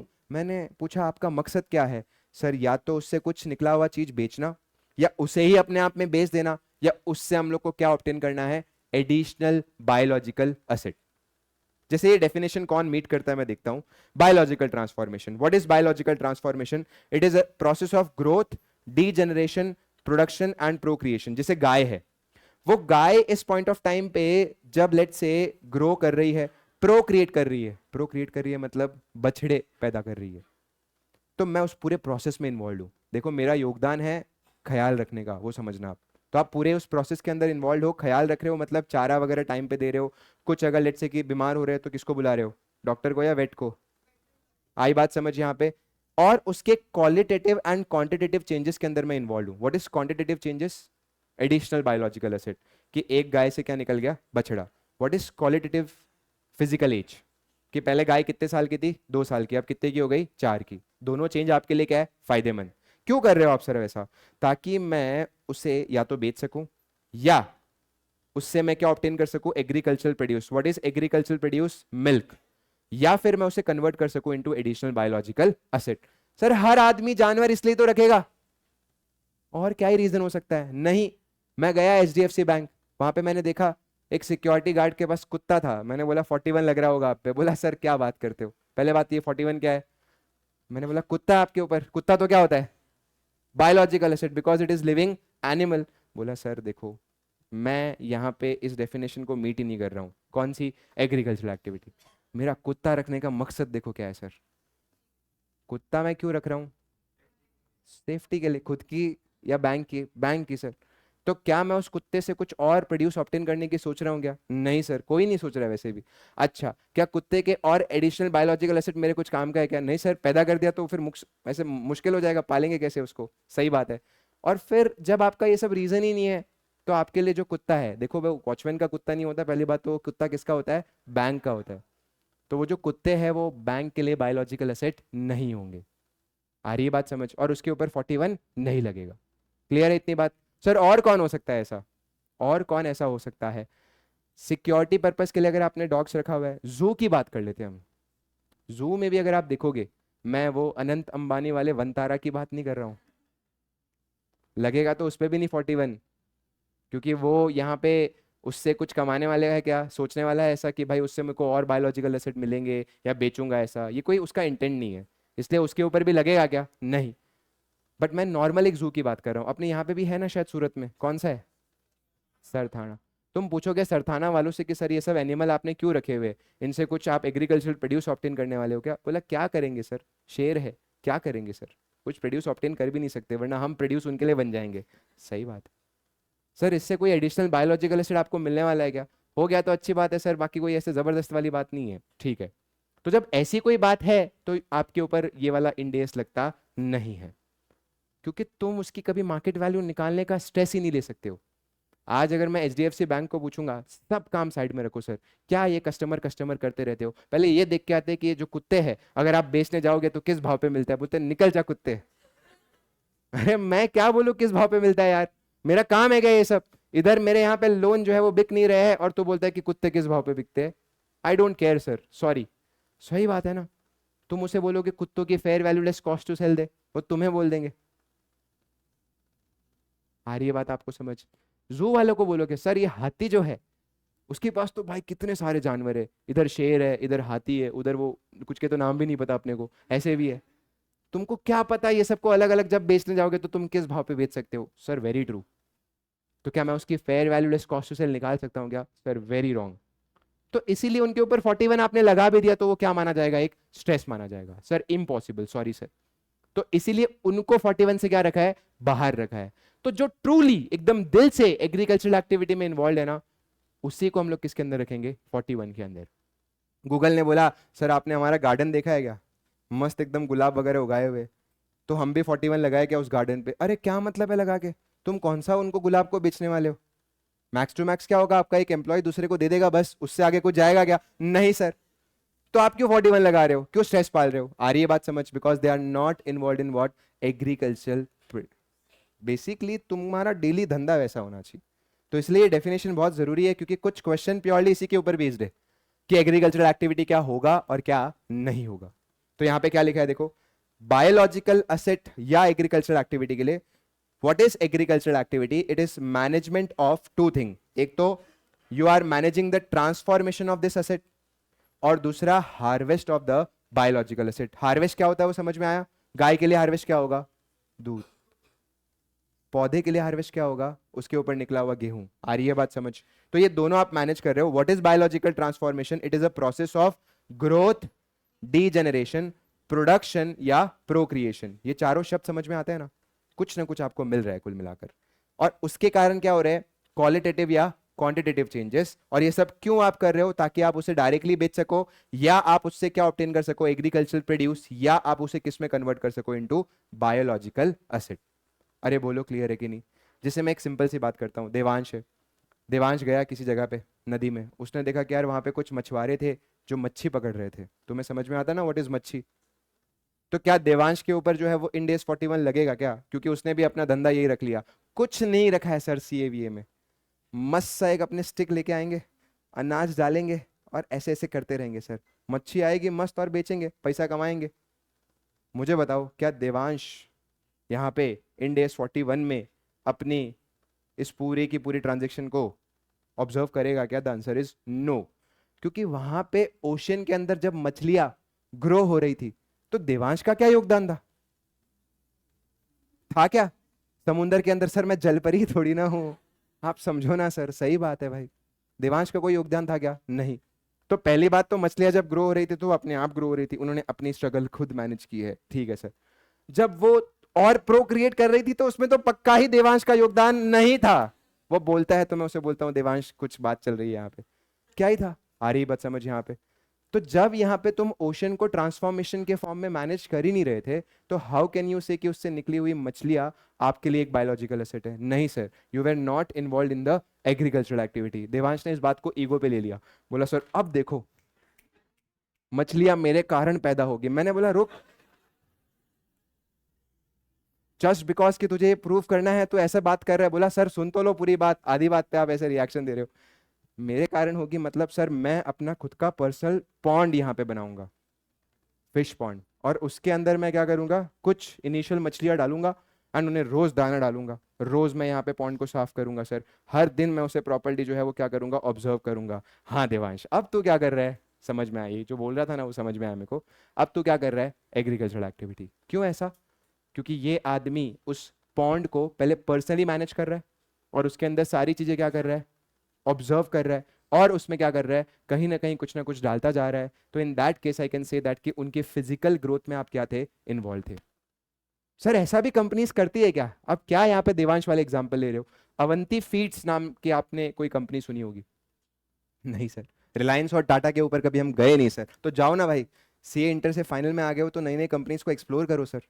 अवंती फीड्स नाम की एक कंपनी है, तुम्हें पता है वो श्रिम्स जो है वो बनाती है। ये जो श्रिम्स है वो इंडिया के अंदर उतना नहीं कंज्यूम होता है, बट चाइना के अंदर खतरनाक, चाइना की तो बात ही मत करो सर, चाइना के अंदर तो खतरनाक कंज्यूम होता है सर, और यूएस के अंदर भी। तो उनके अपने बड़े बड़े ऐसे फिश टैंक्स है, बड़े बड़े ऐसे जो है वो क्या मैनेजमेंट के पॉन्ड्स है, जहां पे वो बकायदा क्या करते हैं? श्रिम्स का जो पूरा बायोलॉजिकल ट्रांसफॉर्मेशन है 4 स्टेजेस से गुजरता है। मैंने पढ़ा था रिपोर्ट के अंदर, बट वो स्टेजेस क्या थी वो नहीं देखी मैंने। बट वो पूरा बायोलॉजिकल जो ट्रांसफॉर्मेशन है उसके अंदर वो लोग क्या रहते हैं, इन्वॉल्व रहते हैं। तो for them this is the asset जो उन्हें प्रॉपर्ली क्या करना पड़ता है, वैल्यू करना पड़ता है। आ रही है बात समझ? तो यस, कंपनीज फिशिंग के केस में भी इन्वॉल्व होते हैं, but ocean farming is not an agricultural activity. But आपका कोई पर्सनल यहाँ पे आपका फार्मिंग चल रहा है तो it is a part of agricultural activity. ये बातें आपको समझ में आ रही है एकदम अच्छे से? अरे बोलो।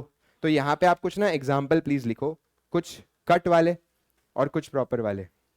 जैसे ये तीनों तो कट वाले ही है, ये सब हो गए not an agricultural activity.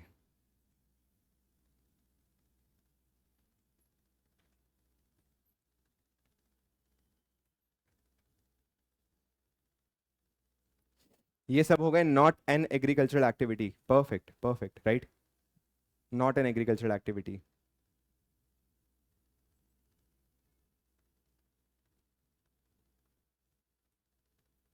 Okay, fishing in open ocean, dogs for security purpose, animal for recreational activity,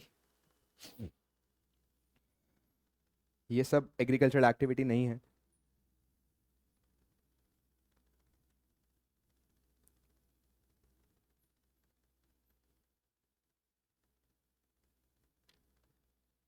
ये एनिमल्स फॉर रिक्रिएशनल आपको समझ में आया ना?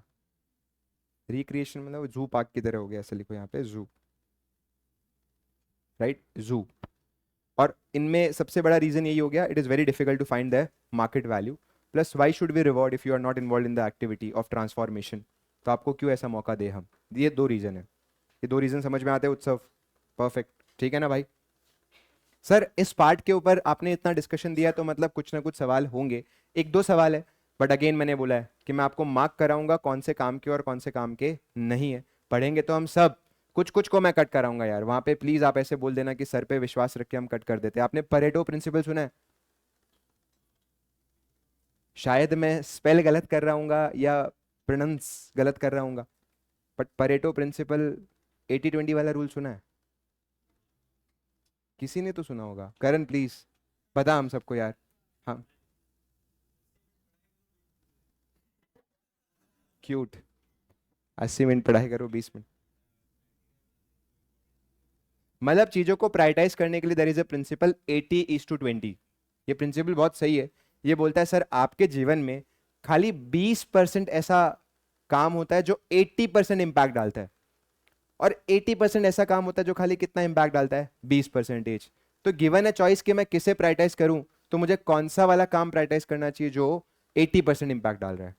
वैसे ही हमारे इस सिलेबस के अंदर ऐसा कुछ पोर्शन है जो 80% इंपैक्ट डालता है, और कुछ पोर्शन है जो बहुत ही छोटा इंपैक्ट डालता है। तो जब 80 to 90% इंपैक्ट डालने वाला पोर्शन एकदम रट के हो जाए, अच्छे से हो जाए ना, तो उस पर जाना, बिकॉज उसके चांस और प्रोबेबिलिटी बहुत ही कम है। आ गया तो भी एक आएगा, और उसका भी हम कंक्लूजन तो पढ़ के जाएंगे। तो प्लीज मेरे साथ साथ आप चीजें प्रायोरिटाइज करोगे ना, तो आपके लिए बहुत एकदम तरीके से कवर करने लायक सिलेबस रहेगा। बस एक चीज आपको करनी है, वो है विश्वास, राइट? वो सब मेरे हिसाब से दे देंगे, उतना तो मैं एक्सपेक्ट कर सकता हूं ना। चलिए आप एक काम कीजिए, कुछ क्वेश्चंस पे आइए जो मैं आपको बता रहा हूं।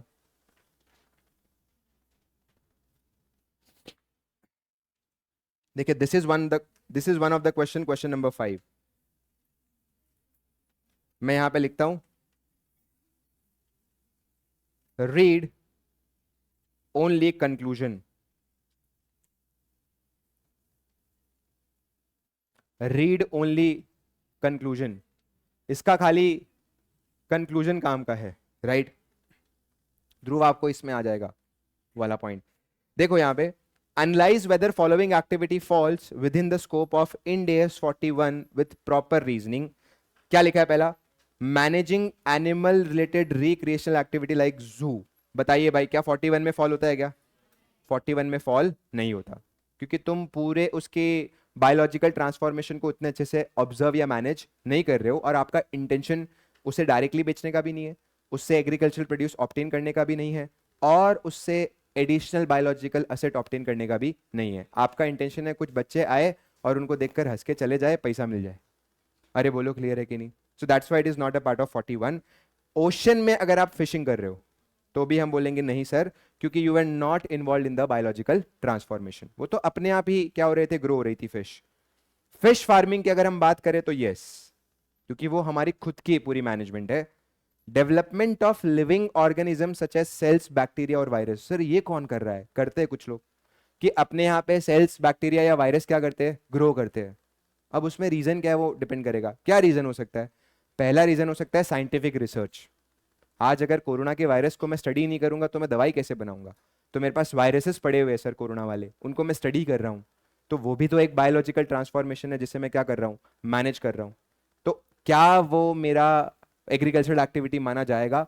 आपको इस पर डिप्लोमेटिक आंसर लिखना है, इसलिए इसका कंक्लूजन अच्छे से हमें रीड करना है। इन द आंसर लिखा है growing of the plant to be use in the production of drugs.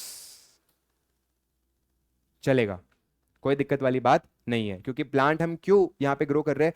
ताकि वो एज अ एग्रीकल्चर प्रोड्यूस हम यूज कर पाए, क्या बनाने के लिए? ड्रग्स। आई बात समझ? एंड आखिरी क्या लिखा हुआ है? 25 कुत्ते हम लोग ने खरीदे, किसके लिए? For security purpose.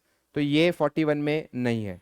हमें खाली किसका पढ़ना है कंक्लूजन? फोर्थ और फिफ्थ का। एक बार आइए पीछे, फोर्थ और फिफ्थ वाले पार्ट पे। ये दो अच्छे से बस पढ़ के जाओगे तो भी काम हो जाएगा, आने के चांस बहुत रेयर। हाँ भाई, क्या लिखा है देखो, development of living organism such as cells, bacteria and फलाना डिकाना। क्या लिखा है? The development of living organism for research purpose does not qualify as agricultural activity as those organisms are not being developed for sale or converting into agricultural produce or additional biological asset. Hence ये नहीं है 41 के अंदर।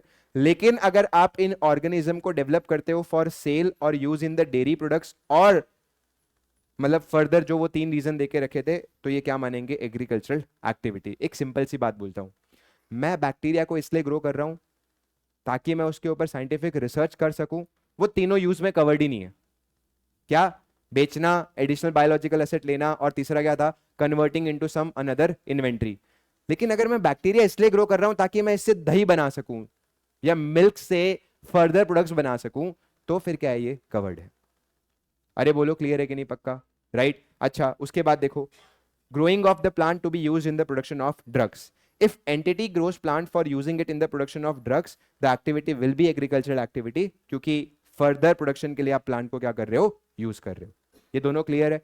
इधर खाली मैं एक यहाँ पे पार्ट लिख देता हूं ऐसा कि यूजेस डिफाइन करेंगे, आप भी साथ साथ लिख दो ऐसा। यूजेस पहला इसका हो सकता है साइंटिफिक रिसर्च,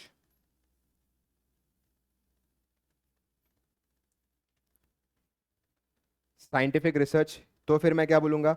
इन डेज 41 नहीं है, क्योंकि वो 3 यूज में कवर्ड नहीं है। बट अगर मैं बोलूंगा use in the production of another inventory, जैसे दही,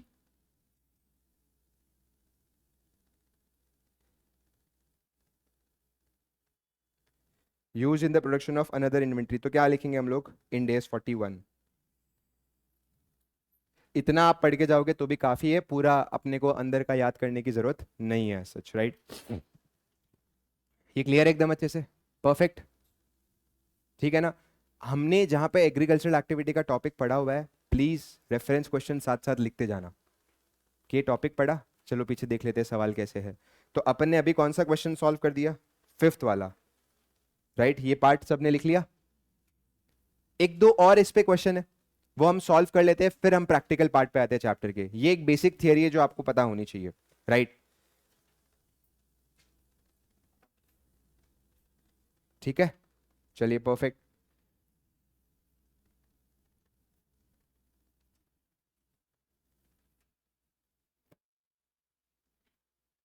यहां पे 21 वाला पार्ट है, मैं लिख देता हूं सी कैटेगरी। सी कैटेगरी मतलब एग्जाम टाइम में अगर आप इसे छोड़ भी दोगे तो भी आपने कुछ गलत नहीं किया, ऐसा हम बोल सकते हैं। और बाय डिफॉल्ट इतना सारा अंदर का याद करने की नीड नहीं है। राइट, देखो, फिशरीज लिमिटेड प्रैक्टिसेस पिसिकल्चर, सबको पता ना क्या होता है पिसिकल्चर? क्या मैनेज करना? मछलियां। राइट, यहां पे लिखा हुआ है in sweet waters that is pond, tank और dams, the fishing activity in such sweet water consist only of catching the fishes. मतलब पूरा मैनेज नहीं कर रहा है। ऑलरेडी जो पब्लिक टैंक्स है, पब्लिक डैम्स है, उसमें से जाके क्या पकड़ के आ रहा है? मछलियां। बोलो भाई 41 में कवर्ड है कि नहीं है? सिर्फ इतना ध्यान में रखो। नीचे पूरी डेफिनेशन दी हुई है, बट वो याद रखने की जरूरत नहीं है, जो याद रखने वाली है वो मैं आपको हर चैप्टर में बताता रहूंगा। आप खाली बाजू में ऐसा लिख दो, not a part of 41, okay, not covered under 41, okay. तो ये भी एक रेफरेंस क्वेश्चन है, और 22 एक और क्वेश्चन ऐसा हो गया। चलो बताओ, तुम लोग के ऊपर अभी है कंक्लूजन पूरा, दो केसेस है, मैं रीडिंग कर रहा हूं। ABC limited is in the business of manufacturing Apple beverage, क्या बनाते हैं, एप्पी बनाते हैं बेसिकली, ठीक है ना, and require large quantity of apples to manufacture such beverage. In order to satisfy its requirement it enter into 3 year lease with the owner of apple yards. तो कुल मिलाकर मैंने क्या बोल दिया, इसकी एप्पल की पूरी फार्मिंग थी, मैंने बोल दिया 3 साल मेरे को क्या दे दे, तू लीज पे दे दे। तो अब मेरे लिए ये एप्पल फार्मिंग कहां पे आएगी, 41 में आएगी कि नहीं आएगी, वो हम देखते हैं। अगर मैं ऐसा बोलूं कि तू लीज पे दे दे बट फार्मिंग पूरा तू ही मैनेज करना, और इससे निकले हुए एप्पल सर प्लीज मेरे को दे देना, तो क्या मैं 41 के अंदर आऊंगा, नहीं। और मैं बोलता हूं सर निकलो अभी, सारा खेती कौन देखेगा, मैं देखेगा, तो मैं 41 में आऊंगा। यही केस ए और बी है। अगर आप केस ए पढ़ोगे तो क्या लिखा है, देखो लिखा हुआ the owner of the apple yard raises the apple tree to produce apple. Owner of the, मतलब यहां पे इसकी बात हो रही है, एंड हम खाली क्या करते हैं, फिक्स एनुअल पेमेंट करते हैं इस ओनर को who is required to cultivate the produce as per the specification of ABC. ABC आके खाली क्या करके जाता है, हार्वेस्ट। बताओ भाई, इसके ऊपर 41 लगेगा क्या, नहीं, मतलब नीचे वाले पे तो लग जाएगा। ये समझ में आती है बात सबको। फिर नीचे वाला देख लो, ABC limited obtain the apple yard from the owner to raise the apple tree for subsequent harvest to ensure apple are as per the requirement of ABC. हम एनुअल पेमेंट उसको करते हैं, बट यहां पे देखो, हम यहां पे पूरा एप्पल का और कार्ड यहाँ पे जो है वो ऑब्टेन कर दिए to raise the apple trees. क्या मैं उसको दिया हूं या खुद के हाथ में रखा हूं, खुद के हाथ में। तो अब पूरी मैनेजमेंट कौन मैनेज कर रहा है, मैं। तो बताओ हम किस में आएंगे, 41। इतनी बात आपको समझ में आती है, तो हम इस टॉपिक को समाप्त करते हैं और अगले वाले पे जाते हैं। आई बात समझ यहाँ पे, तो सिंपल सी बात है, if I have taken some farm on lease, और फार्मिंग अभी भी वही आदमी करता है जो ओनर था, तो मेरे लिए एग्रीकल्चरल एक्टिविटी नहीं है। और अगर फार्मिंग मैंने करनी स्टार्ट कर दी है तो मेरे लिए एग्रीकल्चरल एक्टिविटी है। आया समझ, कितने क्वेश्चन कर लिए अपने इस पार्ट पे, 3। आने के चांस तीनों के थोड़े से रह रही है, क्योंकि बहुत अच्छे अच्छे क्वेश्चन है इस इंडेस में ऑलरेडी। बट गिवन है चॉइस के सर ये तीनों में से कौन सा एक बार एग्जाम टाइम में पढ़ लेना चाहिए, तो मुझे लगता है 22 इज अ क्वेश्चन जो वो लोग पूछ सकते हैं एग्जाम में, राइट। तो ये एग्जाम टाइम में आपको देख लेना चाहिए 22। Perfect perfect, right. वापस से हम यहां पे आ रहे कॉन्सेप्ट नोट्स के ऊपर। कवरेज ऑफ इंड एस 41 एक बार देख लो भाई, कहां कहां पे एप्लीकेबल है। बायोलॉजिकल एसेट, उसमें लिविंग प्लांट्स एंड एनिमल आता है, और आगे वर्ड क्या लिखा है, अदर देन बेरर प्लांट, क्योंकि बेरर प्लांट किसका पार्ट है, इंड एस 16। एग्रीकल्चरल प्रोड्यूस जो आपको हार्वेस्ट के वक्त मिले, उसके बाद वो किस में चले जाएंगे, इंड एस 2 में। ये बात समझने वाली है, और ये बहुत अच्छे से समझने वाली है। एक सिंपल सी बात सुनो, मैं ना एक फार्मर हूं जो यूजुअली चीज बेचता हूं, और जितनी भी गाय मेरे पास है उनमें से मैंने क्या ऑब्टेन किया हुआ है, मिल्क ऑब्टेन किया हुआ है। तो मिल्क जब ऑब्टेन होगा ना, तो उसकी मेजरमेंट किस में होगी, 41 में। 41 ने क्या बना के रखा है measurement system, fair value less cost to sell, याद है आपको। लेकिन एक बार आपका मिल्क 41 में मेजर हो गया, उसके बाद आप अगर उसे कोई फर्दर इन्वेंट्री में कन्वर्ट करने वाले हो, तो मुद्दा आप किस में चला गया पता है, इंड एस 2 में। इंड एस 2 बोलेगा सर मैं कोई दूध को अपने यहां पे नहीं ले रहा हूं, क्या दिक्कत आ रही है, इंड एस 2 बोला सर कॉस्ट ही नहीं है। तो हम क्या बोलेंगे, ये जो fair value less cost to sell है on the date of origination, उसे क्या मान लो आप, कॉस्ट मान लो। तो मतलब जब कोई एग्रीकल्चर प्रोड्यूस पहली बार निकला है, एक और हम लोग एग्जांपल लेते हैं, आम के पेड़ से निकले हुए आम जिस दिन आपको ऑब्टेन होंगे, तो 41 बोलेगा रुक रुक मैं बताता हूं, ये मेरा पार्ट है। 41 किस पे मेजर होगा, fair value less cost to sell. अब इस आम को अगर मैं सीधा बेचने वाला हूं तो अलग मुद्दा है, बट इस आम से मैं क्या बनाने वाला हूं, आम रस, और वो आम रस बना के बेचने वाला हूं, तो फिर ये आम रस तो किस में आता है, इंड एस 2 में। लेकिन हम सबसे बड़ा यहाँ पे रॉ मटेरियल क्या यूज कर रहे हैं, आम, तो इंड एस 2 को बोलेंगे आम अब से तेरे में आएगा। तो इंड एस 2 क्या बोलेगा, सर मैं क्यों लूं, कॉस्ट कहां से लाऊंगा, तो हम क्या बोलेंगे, इसको कॉस्ट हम देते हैं। डे 1 पे जो 41 ने क्या निकाली थी, fair value less cost to sell, वो तेरे लिए क्या बन जाएगी अब से, कॉस्ट। एंड अब से तू मेजर करना चालू कर। और तुम्हें याद है इंड एस 2 कैसे मेजर करता था? कॉस्ट और NRV whichever is lower. अरे बोलो क्लियर है कि नहीं? तो वापिस, जिस दिन आपके गेहूं के पौधे से निकला हुआ गेहूं किस में आएगा? 41 में। किस पे मेजर होगा? Fair value less cost to sell. उससे जब आटा बन रहा है तो ये गेहूं क्या यूज हो रहा है? As a raw material. तो ये पूरी बात किस में चली जाएगी? इंड एस 2 में। बट वो रॉ मटेरियल किस पे वैल्यू होगा? कॉस्ट पे। और कॉस्ट क्या बन जाएगी? पहले दिन वाली fair value less cost to sell. आई बात समझ? भेड़ है, भेड़ से निकला हुआ क्या? Wool. Sheep. Baa baa black sheep. Sheep से निकला हुआ क्या? वूल।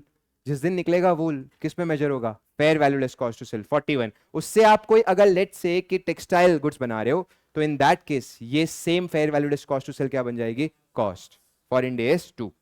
आपको ये पूरी सीक्वेंस समझ में आई एकदम अच्छे से? अरे बोलो पक्का। इसलिए मैंने क्या लिखा है यहां पे देखो कि भाई एग्रीकल्चर प्रोड्यूस हार्वेस्ट के वक्त तो 41 में रहेगा, after that it is considered as inventory as per Ind AS 2। Okay पक्का? जब ये क्वेश्चन में आएगा तो हम देख भी लेंगे। तीसरा क्या लिखा है? Government grant related to biological asset for bearer plant Ind AS 20। ये हम बाद में डिस्कस करेंगे, अभी नहीं। सब कुछ अभी नहीं, ये बाद में, ठीक है ना? अब देखो क्या नहीं है, कोई भी अगर जमीन हम किसके लिए यूज कर रहे हैं? एग्रीकल्चरल एक्टिविटी के लिए, तो वो लैंड तो किस पे मेजर होगा? Ind AS 16। क्या बोलता है Ind AS 16? Cost. Bearer plant किस में आएगा? Ind AS 16। Government grant related to bearer plant किस में आएगा? Ind AS 20। Intangible asset associated with the agricultural activity किस में आएगा? Ind AS 38। ये पॉइंट भी मैं बाद में डिस्कस करूंगा। मैंने 2 पॉइंट छोड़ के रखे। कौन से? गवर्नमेंट ग्रांट और इनटैंजिबल एसेट। आराम से डिस्कस करेंगे, कोई टेंशन नहीं है। आई बात समझ यहां पे? अब सबसे पहले हम आ जाते हैं इनिशियल मेजरमेंट पे। ये रहा measurement of biological asset and agricultural produce. Measurement of biological acid and agricultural produce, ठीक है ना? बहुत सिंपल है। अब भी मैं आपको ना मेजरमेंट खाली किसका समझा रहा हूं? बायोलॉजिकल एसिड का। लिखो यहां पे बुक के अंदर, measurement of biological acid.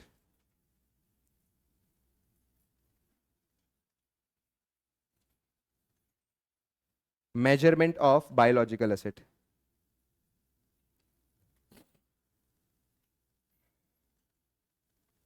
Measurement of biological acid. हमेशा जब जब मेजरमेंट की बात उठी है तो उसमें 2 सिचुएशन निकल कर आई है। एक तो निकल कर आई है क्या? इनिशियल मेजरमेंट की। और दूसरी निकल कर आई है किसकी? सब्सिक्वेंट। ये तुम सबको ये समझ में आता है ना व्हाट इज सब्सिक्वेंट? किसकी बात हो रही है? ईयर एंड की बात हो रही है कि जब इनिशियली आया आपकी जिंदगी में तो किस पे मेजर होगा, और जब आप लेट से ईयर एंड पे रिकॉर्ड कर रहे हो तो किस पे मेजर होगा? लिखो यहां पे initially at fair value less cost to sell. Fair value less cost to sell. Initially किस पे मेजर होगा? Fair value less cost to sell. Okay,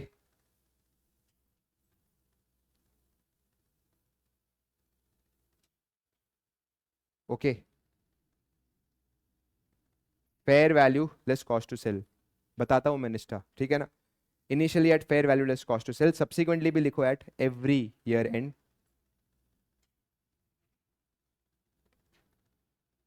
fair value less cost to sell. Every year end fair value less cost to sell. और फिर लिखो यहां पे any gain और loss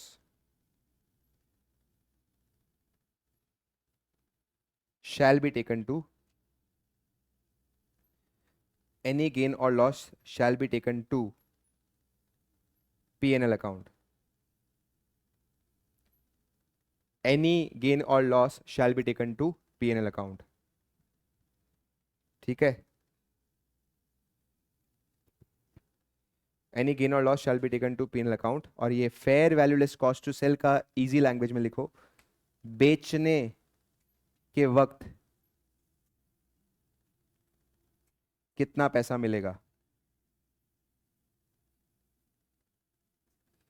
बेचने के वक्त कितना पैसा मिलेगा? ओके। सबसे पहले कॉस्ट टू सेल में क्या आ जाता है वो देखो। हाँ, जैसे आप किसी ब्रोकर को क्या पे कर रहे हो? कमीशन, ब्रोकरेज, बहुत बढ़िया। किसी ब्रोकर को आपने कमीशन पे किया, या कभी कभार किसी मार्केट में अगर आप ट्रांजेक्शन करते हो तो उस मार्केट में आपको क्या लगती है, ट्रांजेक्शन कॉस्ट। जैसे शेयर मार्केट में जब आप शेयर्स बेचते हो तो आप पे क्या लगता है, STT। क्या होता है STT? Security transaction. वैसे ही किसी मार्केट में जब हम ट्रांजेक्शन करते हैं तो वी नीड टू पे the taxes. Okay, broker commission, transaction cost, और फिर एक हम लिख सकते हैं कोई भी और लीगल कॉस्ट हमारी लग रही है, एक्सेट्रा। कोई स्टैम्प ड्यूटी अगर जैसे लैंड के लिए होती है वैसे कोई एरिया में अगर हो। बट एक चीज ऐसी है जो कॉस्ट टू सेल में आपको नहीं लेनी है, which is transportation cost. Transportation cost, इसको आप ऐसे कट कर दीजिए, कॉस्ट टू सेल में ट्रांसपोर्टेशन कॉस्ट नहीं आएगी। ओके, ट्रांसपोर्टेशन कॉस्ट में कॉस्ट टू सेल नहीं आएगी। क्यों नहीं आएगी उसका मैं रीजन देता हूं। ट्रांसपोर्टेशन कॉस्ट इसलिए नहीं आएगी बिकॉज ये रीजन हमको किससे पूछना पड़ेगा पता है, इंड एस 113 से। 113 का नाम ही क्या पता है, फेयर वैल्यू मेजरमेंट। तो तुम बताओ ये फेयर वैल्यू निकालने में पूरा रोल किसका रहा है, इंड एस 113 का रहा है। और ये आपको पढ़ना भी है इनफैक्ट, पूरे ही FR के अंदर जहां पे भी फेयर वैल्यू का वर्ड आए तो आपको कौन सा इंड एस दिमाग में आना चाहिए, 113। बोल दो कौन सा, 113। 113 से मैंने पूछा सर आप फेयर वैल्यू कैसे निकालते हो, तो वो बोलता है सर जो भी सेलिंग प्राइस होती है ना सर, वो सेलिंग प्राइस में से मैं एक कॉस्ट माइनस कर देता हूं, और उस कॉस्ट का नाम क्या है पता है, ट्रांसपोर्टेशन कॉस्ट। सेलिंग प्राइस में से मैं कौन सी कॉस्ट माइनस कर देता हूं, ट्रांसपोर्टेशन कॉस्ट। तो मैंने जब फेयर वैल्यू निकालते वक्त ऑलरेडी ट्रांसपोर्टेशन कॉस्ट माइनस कर दी है तो मैं उसे फिर से माइनस क्यों करूं। That is the logic. आ रही है बात समझ यहां पे। तो 113 क्या करता है, फेयर वैल्यू निकालते वक्त ऑलरेडी कौन सी माइनस कर देता है, कॉस्ट, ट्रांसपोर्टेशन कॉस्ट। तो मैं फिर से उसे क्यों इस पॉइंट ऑफ टाइम पे माइनस करूं। तो हम बोल सकते हैं ट्रांसपोर्टेशन कॉस्ट इसलिए माइनस नहीं करना क्योंकि वो फेयर वैल्यू निकालते वक्त माइनस हो गया है। सर बाकी के खर्चे माइनस नहीं हुए क्या, देखो वो थोड़ा सा ना 113 का डिस्कशन है, वहां तक सीमित रखते हैं। बाकी के कॉस्ट क्यों नहीं हुए, कौन से होती है कौन से नहीं होती है, फिर अपने किस जोन में चले जाएंगे 113 के। तो कुछ कुछ इंडेस में मैं खाली बोलूंगा वहां से ऐसी बात निकल कर आई है, इतना तुम समझना। जब वो इंडेस आएगा तो लॉजिक और अच्छे से क्लियर हो जाएगा। ये बात क्लियर है एकदम अच्छे से, हम 113 में पढ़ेंगे ये। अब भी मैंने क्या बोल दिया सर, ट्रांसपोर्टेशन कॉस्ट क्या निकालते वक्त माइनस हो चुकी है, फेयर वैल्यू, तो हमको फिर से माइनस करने की नीड नहीं है। बट कौन सी कॉस्ट को माइनस करनी है, बाकी सारी कॉस्ट टू सेल, उसमें क्या क्या आ जाता है, transaction cost, brokerage commission, legal charges, everything is involve. आई बात समझ यहां पे, पक्का? अरे बोलो। ध्यान रखिए न्यूबॉर्न बायोलॉजिकल एसेट के लिए सीधा आपको फायदा ही होने वाला है। कैसे पता है, तुम्हारी एंट्री कोई भी एसेट को रिकॉर्ड करने के लिए क्या होती है, asset account debit to bank account. क्या न्यूबॉर्न के लिए आपने कुछ पैसे दिए, तो आपका सीधा न्यूबॉर्न किस पे आ रहा है, fair value less cost to sell. But do you have any made payment, no sir, तो सीधा ही क्या होने वाला है, गेन ऑन इनिशियल रिकॉग्निशन। किसके लिए बोल रहा हूं मैं, न्यूबॉर्न के लिए। क्या आपको ये वाली बातें क्लियर है? तो मैं आपको क्वेश्चन पे लेके जा रहा हूं, एक एक करके हम क्वेश्चन सॉल्व करते हैं, इस कॉन्सेप्ट को पहले स्ट्रॉन्ग करते हैं, यहां से MCQs बनते हैं अच्छे खासे। और बड़े क्वेश्चन में तो भाई इसका रोल है ही, मैं तो बोलता हूं 41 टिकाई इस पे। तो पहला क्वेश्चन हम लोग सॉल्व करने जा रहे हैं, क्वेश्चन नंबर 1। देखिए question number 1,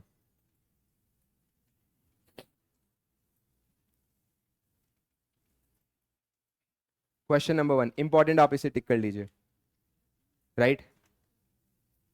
question number 1 very important, ठीक है। आराम से मैं रीडिंग कर रहा हूं, सॉल्विंग साथ में करनी है अपने बुक में, भले आप नोटिंग कर लेना। फर्स्ट क्वेश्चन क्या लिखा है देखो, एंटिटी ए ने एक कैटल परचेज की है एट एन ऑक्शन, क्या डेट है, 30 जून 2021। आपने 30 जून 2021 को खरीदी कितने में की है, 1 लाख में। और फिर लिखा हुआ है cost of transporting the cattle back to the entity's farm is 1000। तो मेरा खर्चा कितना लगा है, 1,01,000।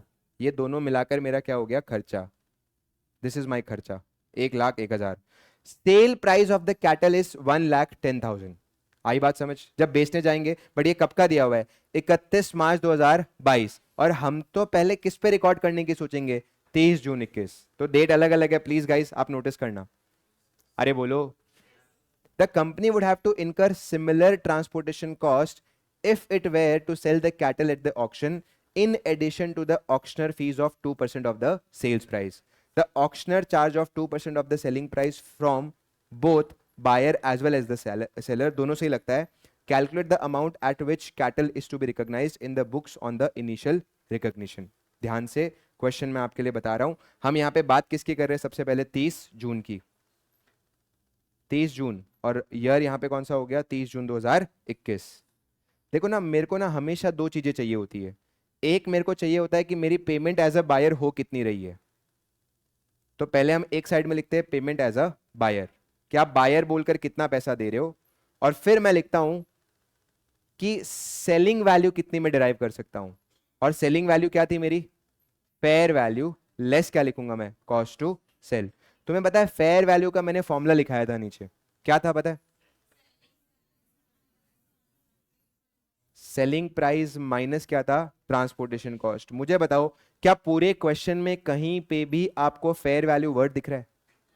मतलब तुम फेयर वैल्यू अब निकालोगे, और फेयर वैल्यू निकालते वक्त तो ट्रांसपोर्टेशन कॉस्ट माइनस होती है. तुमको ये समझ में आ रही है यहां पे बात क्या चल रही है? तुम्हें अगर सेलिंग प्राइस देके रखी है और ट्रांसपोर्टेशन कॉस्ट दी है, तो फेयर वैल्यू निकालते वक्त फॉर्मूला क्या है? Selling price minus transaction cost. तुम्हें दी ही फेयर वैल्यू है, तो मतलब तुमने ट्रांसपोर्टेशन कॉस्ट क्या कर ली है? माइनस कर ली. अरे बोलो क्लियर है कि नहीं? तो हम सीक्वेंस में क्या जा रहे हैं वो देखो. सबसे पहले हम सोच रहे हैं एज अ बायर, कितने का परचेज किया अपन ने अभी. तो मैं यहां पे लिखता हूं सबसे पहले हमको परचेज पड़ी है कितने की? 1 लाख की. एड एज अ बायर, क्या मैंने कोई ट्रांसपोर्टेशन कॉस्ट इनकर किया हुआ है क्या? यस. कितने का इनकर किया हुआ है? 1000. तो मैं लिखता हूं मैंने भाई अभी के अभी भरा हुआ है क्या? Transportation cost. ये ट्रांसपोर्टेशन कॉस्ट अपन ने कितने का भरा हुआ है? 1000 का. प्लस एज अ बायर मेरे को ये ट्रांजेक्शन कॉस्ट भी भरनी है. क्या लिखा है यहां पे देखो, कंपनी को ट्रांसपोर्टेशन कॉस्ट तो लगती है भले ही तुम बेचने जा रहे हो या खरीदने जा रहे हो. इन एडिशन आपको क्या भरनी पड़ती है? Auctioneer fees. ये ऑक्शनर फी आपके लिए क्या हो गया? Transaction cost. यहां पे आप लिख सकते हो ऐसा, for us the auctioneer fees is transaction cost. लिखा हुआ है similar you have to pay in addition as an auctioneer fees. कितना है यहाँ पे? 2% ऑफ. क्या लिखा हुआ है? Sales price. 2% of the sales price. ये ऑक्शनर चार्ज मैंने पूछा सर खाली सेलर को देना पड़ता है क्या? अगली लाइन क्या बोलती है? बायर को भी देना पड़ता है और सेलर. हम गलती क्या कर सकते हैं पता है यहाँ पे? 1%. गलत बात. दोनों को ही कितना देना पड़ता है? 2%. 2%. मैं पहले क्या निकाल रहा हूं? एज अ बायर मैंने कितने की पेमेंट की है? जरा बताओ, क्या मैंने ऑक्शनर चार्जेस अलग से भरे है कि नहीं भरे? अरे बोलो, किसका भरा है अपन ने? 1 लाख का. क्योंकि वर्डिंग क्या लिखी है? 2% ऑफ द सेलिंग प्राइस. क्या ट्रांसपोर्टेशन कॉस्ट पे लगाना है? नहीं. क्या अमाउंट आ रही है बोलो? हमारी आ रही है अमाउंट 2000. तो मैंने टोटल खर्चा कितने का किया है? 1,03,000. ये क्यों निकाला पता है? ताकि मैं अपनी बैंक वाला जो अकाउंट है ना वो क्रेडिट कर सकूं कि मेरा इतना पेमेंट हुआ है. ये बात समझ में आई? अब दूसरा, एज अ सेलर. अब आपको क्या सोचना है एज अ सेलर? क्योंकि वैल्यूएशन क्या थी? कोई भी बायोलॉजिकल एसेट अगर आप रिकॉर्ड कर रहे हो तो आप किस पे रिकॉर्ड करोगे? Fair value less cost to sell. तो मैं यहां पे एज अ सेलर सोचता हूं, आज अगर मैं इसे बेचने जाऊं तो मेरी fair value less cost to sell क्या आ रही है? सर फेयर वैल्यू पहले निकालने जाओ. Fair value is equals to selling price. बहुत बढ़िया. Selling price minus transportation cost. कितना बढ़िया अपन ने फॉर्मूला बनाया हुआ है. Selling price minus transportation cost. तुम अगर आज बेचने जाओ तो 1 लाख पे ही बेचेंगे ऐसा मानेंगे? अरे बोलो. तो मैं बेचने भी जाऊं तो आज कितने का बिकेगा? 1 लाख का. लेकिन बेचने जाऊंगा तो अलग से मेरा कॉस्ट कितना लग जाएगा? 1000 का ट्रांसपोर्टेशन कॉस्ट. क्यों लग जाएगा सर? क्योंकि एक लाइन लिखी हुई है कि कंपनी को ये सिमिलर ट्रांसपोर्टेशन कॉस्ट इनकर करना पड़ता अगर आप ये कैटल को क्या करने जाते? बेचने जाते. तो in that case as a seller अगर मैं सोचूं तो मेरे को 1000 का ट्रांसपोर्टेशन भरना पड़ता. तो मेरी फेयर वैल्यू कितनी निकल कर आ गई? 90. बट मुझे क्या चाहिए? Fair value less cost to sell. तो fair value less cost to sell के लिए हम बोलेंगे 99,000 माइनस. क्या तुम्हें भी सेलिंग कॉस्ट भरनी है या खाली बायर को भरनी होती है? हमें भी भरनी होती ना. अगर मैं जाता मतलब मैं क्या होता है? As a seller. तो मैं भी 2000 की सेलिंग कॉस्ट भरता. अरे बोलो, 1 लाख का कितना परसेंटेज? 2%. क्या अमाउंट आती? तो मैंने आपको क्या बोला था? तुम कितने में खरीदते हो ये मैटर करता ही नहीं है इस इंडेस के अंदर. तुम इसे बेचकर कितना कमा सकते हो यह मैटर करता है। आई बात समझ? तो कोई पूछेगा सर कितने में खरीदी पड़ी, तो हमारा आंसर क्या होगा, 1,03,000। और कोई पूछेगा सर आपको आज बेचकर कितना मिल जाएगा, तो मैं क्या बोलूंगा, 97,000। तो मेरे लिए यहां पे ना एक मस्त से एंट्री क्रिएट हो रही है। क्या पता है, हमने यहां पे पेमेंट की है 1,03,000 की, तो एज अ बायर अपन ने एंट्री पास कर दी है टू बैंक 1,03,000। ये समझ में आया आपको? और उसके बाद हम लोग यहां पे कौन सा असेट डेबिट करेंगे, बायोलॉजिकल एसेट। बहुत बढ़िया, बायोलॉजिकल एसेट कितने पे, 97। सर ये एंट्री में डिफरेंस आ रहा है, 6,000 का क्या आएगा, लॉस। ये लॉस हो गया, सब्सिक्वेंट रिकॉग्निशन लिखूं या initial, loss on initial recognition. तुम बताओ भाई लोग कौन से अकाउंट में डाले अपने, पीएनएल। कौन से अकाउंट में डालेंगे, पीएनएल। क्या आपको ये समझ में आया एकदम अच्छे से, पक्का? एक आपसे क्वेश्चन, मेरा आज असेट कितने का दिख रहा है? अब बात आती है, सर रुको खत्म मत करो, क्योंकि अब आप जाओगे 31 मार्च को, क्योंकि तुम्हें दोनों डेट का बताना है। तो 31 मार्च को भी सेल प्राइस कितनी है, 1,10,000। तो मुझे 31 मार्च को इसकी वैल्यूएशन किस पे करनी है, fair value less cost to sell. क्या बोला था मैंने, फेयर वैल्यू का फॉर्मूला, सेलिंग प्राइस में से क्या माइनस कर दो, ट्रांसपोर्टेशन कॉस्ट। बहुत बढ़िया, selling price minus transportation cost, और फिर इधर ही मैं लिख देता हूं माइनस कॉस्ट टू सेल। 1,10,000 में मैं बेचना चाहूंगा, क्योंकि बिक रहा है उतने में, बेच नहीं रहा हूं, बेचना चाहूंगा, तो भी मेरे को ट्रांसपोर्टेशन कॉस्ट तो भरनी पड़ेगी। कितने की भरनी पड़ेगी, 1,000 की। तो मेरी फेयर वैल्यू यहां पे कितनी निकल कर आ रही है, 1,09,000। और कॉस्ट टू सेल, अब बताओ इट वॉज फिक्स 2,000 या परसेंटेज बेसिस पे था? तो क्या तुम 2,000 लिखोगे अच्छा लगेगा, या नया निकालो, कि अगर मैं 1,10 का ये बेच रहा हूं तो मेरी ट्रांजेक्शन कॉस्ट जो आ रही है it is 2% of 1,10, which is कितना आ रहा है, 2,200। बहुत बढ़िया, कितना आ रहा है, 2,200। बोलो कितना आ रहा है fair value less cost to sell, 1,07,000, 1,06,800। क्या ये बात क्लियर है एकदम अच्छे से? सर मेरा असेट दिख कितने पे रहा है, 97,000। कितना लेके जाना चाहता हूं, 1,06,800। चलो एंट्री बताओ तुम लोग, कितने की एंट्री मारूं और क्या एंट्री मारूं? बहुत बढ़िया, हम यहां पे एंट्री पास करेंगे biological asset to PNL, to profit and loss. चलिए बताइए, 1,06,800 पे दिखाना चाहते हो और ऑलरेडी दिख कितने पे रहा है, 97। कितने का डिफरेंस है, 9,800। ये बात क्लियर है सबको? तो ये पीएनएल में चला जाएगा मेरा गेन 9,800 का। आपको दोनों डेट की एंट्री क्लियर है एकदम अच्छे से, आराम से किया अपन ने। मेरे हिसाब से ट्रांसपोर्टेशन कॉस्ट और ट्रांजेक्शन कॉस्ट को ट्रैक करना जरूरी है। क्वेश्चन में अगर फेयर वैल्यू दे दी है मतलब ट्रांसपोर्टेशन कॉस्ट माइनस हो चुकी है, और क्वेश्चन में अगर फेयर वैल्यू नहीं दी है तो वो निकालनी पड़ेगी, और उसका फॉर्मूला क्या है, selling price minus transportation cost. ये बात क्लियर है? चलो इसकी नोटिंग जरा सा कर लो, फिर एक क्वेश्चन मैं आपको दूंगा, देखते हैं कि अपने सॉल्व कर पाते हैं कि नहीं।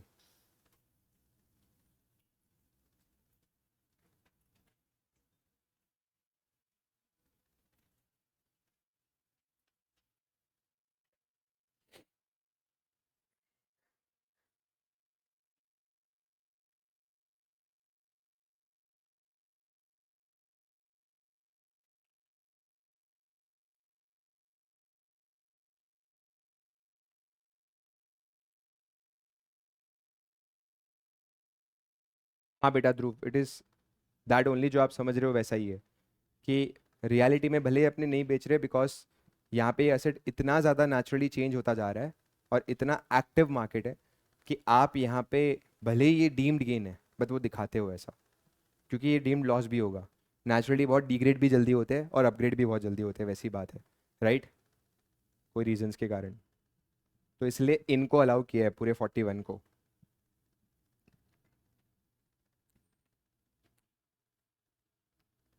परफेक्ट।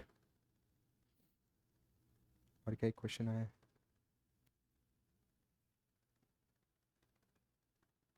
एक बार आप पार्थ ये सॉल्यूशन नोट कर लो, फिर अपने एक बार देख लेते हैं क्या बात है।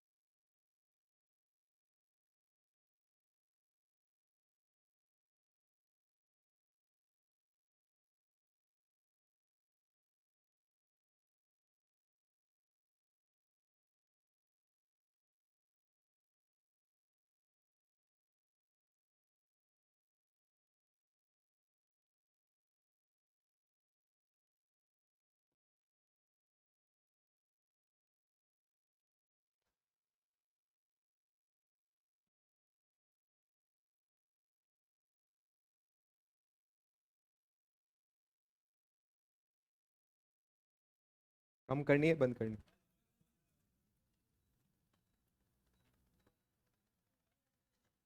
ये 26 पे रखा हुआ है, वो भी मैं 26 पे रखता हूँ ना के।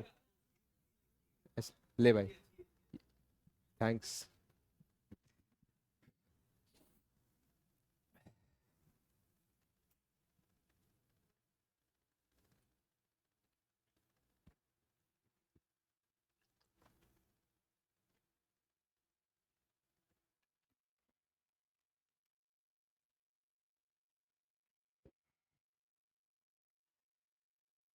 यस,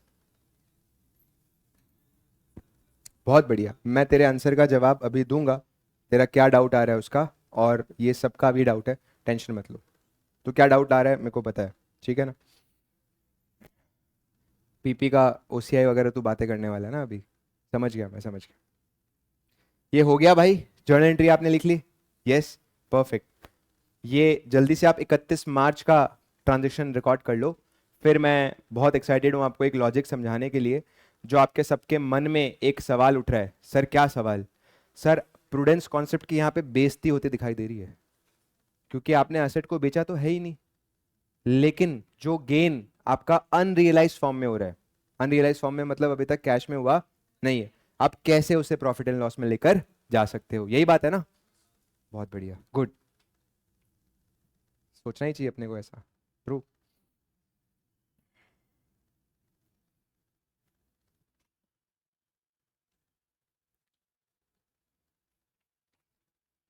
ऐसे भाई क्वेश्चन 2 नंबर के एमसीक्यूज बन सकते हैं, वो ध्यान में रखना, बिकॉज थोड़ा सा दिमाग भी डिमांड करते हैं, और फिर आपको रिवॉर्ड भी मिलता है, राइट? ये हुआ है तो हम आगे बढ़े। सबने ये लिख लिया एकदम अच्छे से, राइट? सब अभी एक बार लॉजिक के ऊपर ध्यान दीजिए, ठीक है ना?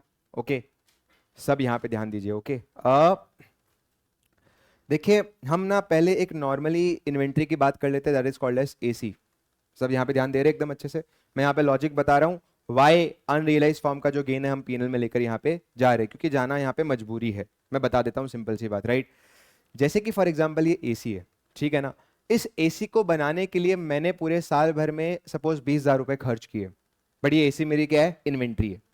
तो ये 20,000 मैं एसी की कॉस्ट में डाल सकता हूं, क्योंकि एसी जो है वो इंडेस 2 में मेजर होता है, और इंडेस 2 क्या बोलता है? सर जितना भी बनाने के लिए खर्चा लगा है सब चेपते जाओ, और फिर जब अगले साल एसी बिकता है तो उसको फायदा होता है कि यार मैंने बना के रखी थी, बट उसकी कॉस्ट भी कौन बेयर करता है? अगले साल वाला। मैं क्यों बेयर करूं? क्योंकि जब मैंने असेट को बेचा ही नहीं है, तो उससे निकली हुई कॉस्ट मैं अपने सर पे क्यों लूं?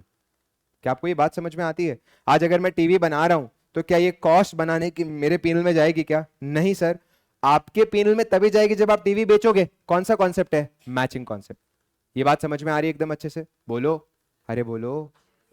लेकिन जब मैं किसी गाय को पालने या पोसने के लिए, कुछ उसकी मेंटेनेंस के लिए चारा, या लेट्स से कि और बाकी सफाई के लिए कुछ कर्मचारी रखता हूं, तो उसकी कॉस्ट तो इस कॉस्ट में ऐड नहीं हो सकती है।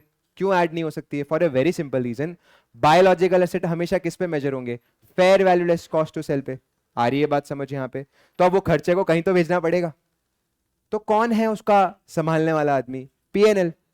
तो जब मैं पीएनएल में उसका खर्चा भेज रहा हूं, तो वहां का मैनेजर परेशान हो रहा है कि सर ये बायोलॉजिकल एसेट का मैंने पालन पोषण किया, वेरी गुड, इसका पूरा मेंटेनेंस या ब्रीडिंग फीस मेरे पीएनएल में दिख रही है, बट सर मुझे कोई फायदा ही नहीं दिख रहा है। तो गलत बात है ना सर? क्योंकि ये गाय आज इतनी बड़ी हुई है तो ये फायदा तो हुआ है ना। एक छोटी गाय का जो मार्केट में भाव होता है, और एक बड़ी गाय का, उसमें रात दिन का फर्क होता है सर। तो ये छोटे से बड़े बनाने के प्रोसेस में जो खर्चा हो रहा है वो मैं बेयर कर रहा हूं, क्योंकि ये टू की तरह नहीं है कि खर्चा तूने किया, कोई बात नहीं, इन्वेंट्री में ऐड कर दे, अगले साल क्या कर देंगे हम लोग, उसे माइनस कर देंगे जब बेचेंगे। सर ये तो हो ही नहीं रहा यहाँ पे। कॉस्ट आप मेरे को ऐड करने दे नहीं रहे हो, कहां पे डाल रहे हो? मेरे पीएनएल में। और इस फिजिकल चेंज के कारण जो फायदा मिल रहा है वो सामने वाले को सौंप रहे हो, जो आज अगला साल का जो मैनेजमेंट है उसको। ये तो चीटिंग है। आ रही है बात समझ यहाँ पे? इसीलिए यहाँ पे अलाउ किया गया है। You can not capitalize the cost of maintaining this biological asset, because biological asset को लेकर रूल क्या है? Always measured at fair value less cost to sell. तो जब मैं कॉस्ट कैपिटलाइज नहीं कर सकता, तो आज फिजिकल चेंज के कारण जो फायदा हो रहा है वो भी मैं किसी और को क्यों भुगतने दूं? मैं भुगतूंगा तो अच्छा रहेगा ना। And that's why it is allowed. ये बात समझ में आई आपको एकदम अच्छे से? बोलो, क्लियर है क्या? राइट? तो ट्रू, प्रूडेंस कॉन्सेप्ट थोड़ा सा हिल रहा है, बट मुझे लगता है कि भाई कुछ चीजें साबित करने के लिए थोड़ा बहुत हिलना इज एब्सोल्युटली फाइन। आ रही है बात समझ यहाँ पे? क्लियर है? पक्का कोई समस्या नहीं? इसी पार्ट पे कुछ क्वेश्चन है। एक क्वेश्चन मैं अभी आपको देता हूं, जल्दी से मेरे को बढ़िया सी एंट्री निकाल के देना। राइट,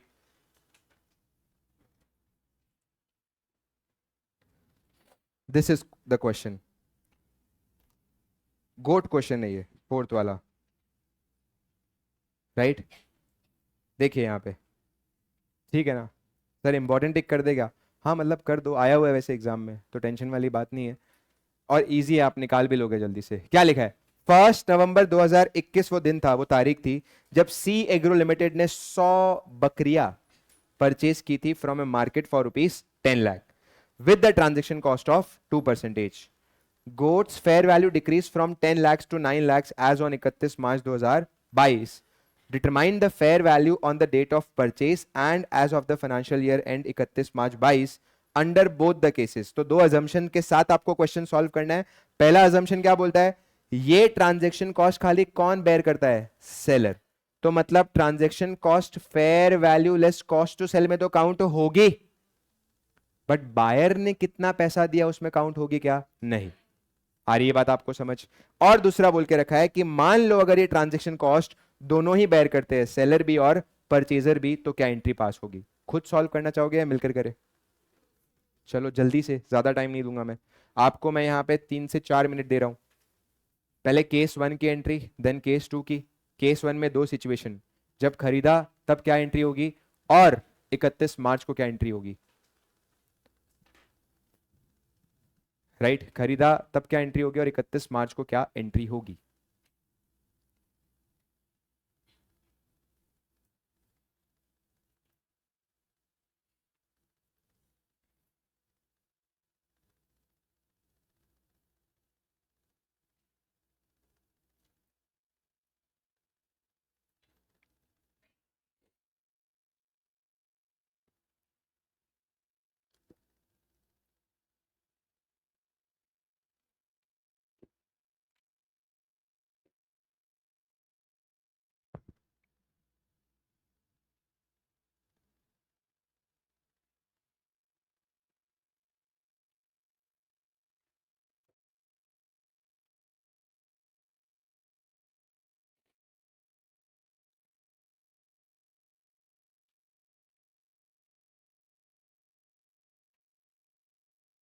ओके,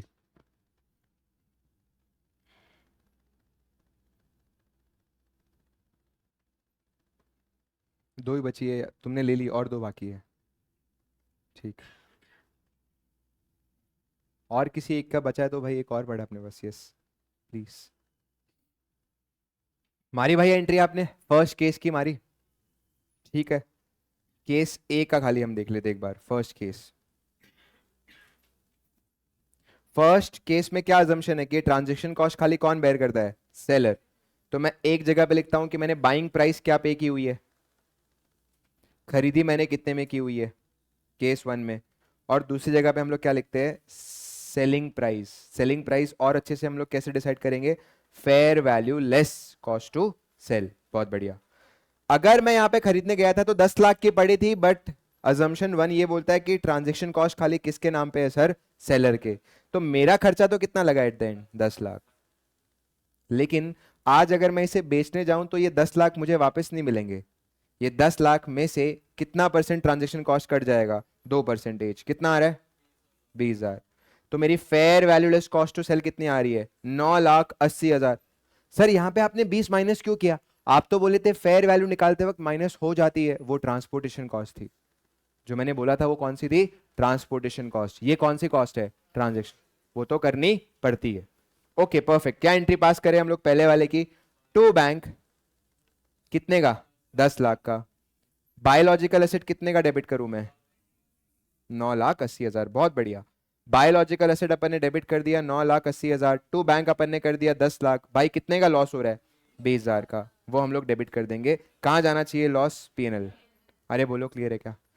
लेकिन क्या आपकी रिस्पॉन्सिबिलिटी यहाँ पे खत्म होती है क्या? नहीं सर, आपकी रिस्पॉन्सिबिलिटी अब 31 मार्च को फिर से आ रही है।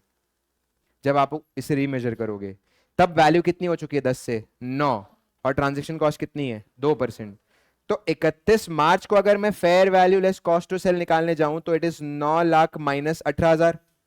कितना आ रहा है? 8,82,000। लेकिन मैंने बायोलॉजिकल एसिड कितने का रिकॉर्ड किया है? 980 का, और वैल्यू कितनी आ रही है? 882। लॉस हो रहा है, कितने का लॉस? क्या लिखेंगे? लॉस पीएनएल में जाएगा कितना? 98,000 टू बायोलॉजिकल एसिड। ये दोनों एंट्री क्लियर है भाई लोग? यस।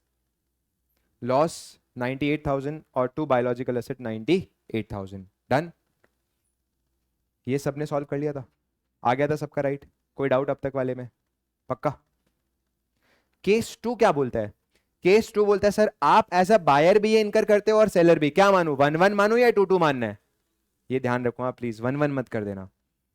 हम बायर और सेलर दोनों मिलकर करते हैं, इसका मतलब ये बिल्कुल भी नहीं मानेंगे 1% तू और 1% मैं। इट इज ऑलवेज 2% तू और 2% मैं। अरे बोलो, तो किस पे इंपैक्ट आएगा क्वेश्चन में? क्या 980 वाली अमाउंट पे आएगा क्या? नहीं सर, बाइंग प्राइस बढ़ जाएगी आपकी। क्योंकि एज अ बायर अगर आपने ये खर्चा खुद भी बेयर किया हुआ है, तो आपका कौन सी तारीख थी? खरीदा कब आपने? 1 नवंबर को आपका fair value less cost to sell तो सेम ही बैठना है। Fair value less cost to sell तो कितना बैठना है? 9,80,000। लेकिन सर आपकी परचेज प्राइस पे फर्क पड़ गया। परचेज प्राइस अब आपने क्या लिखूं मैं, बोलो? सर आपने 10 लाख का तो खरीदी किया है प्लस 2%, कितना आ रहा है? 20,000। और मेरी आंसर कितनी बैठ रही है? 10,20,000। ये बात क्लियर है एकदम अच्छे से? तो हम बोलेंगे to bank 10,20,000। Okay. Biological asset में कितना लिखूं दोस्तों? 9,80,000। Perfect perfect. और 20,000 का भाई लॉस? नहीं सॉरी, 40,000 का लॉस किधर जाएगा? पीएनएल में। क्या ये बात क्लियर है? सेकेंड एंट्री सेम ही रहेगा, क्योंकि सेकेंड एंट्री में कंपैरिजन किसका हो रहा है? 9,80,000 का किसके साथ हो रहा है? तो by default second entry same ही रहने वाला है। हमने बायोलॉजिकल एसेट को 980 पे रिकॉर्ड किया है। 31 मार्च को अगर आप देखोगे तो वो कितना माना जाएगा? 8,82,000 ना? यस। तो हम लिखेंगे PNL account debit to biological asset. कितना? 98,000। और यहां पे भी कितना? 98,000। क्या आपको ये क्लियर है एकदम अच्छे से? पक्का? क्वेश्चन की थीम समझ में आई? जब बोले बायर इनकर कर रहा है तो आप किस में ऐड कर दोगे? परचेस कॉस्ट में। और जब सेलर इनकर कर रहा है तो क्या फॉर्मूला लिखोगे? Fair value less cost to sell. Perfect. ये मेजरमेंट सिस्टम भाई हर क्वेश्चन में टारगेट होने वाला है। ये तो छोटे छोटे से हम इवॉल्व कर रहे हैं क्वेश्चंस को।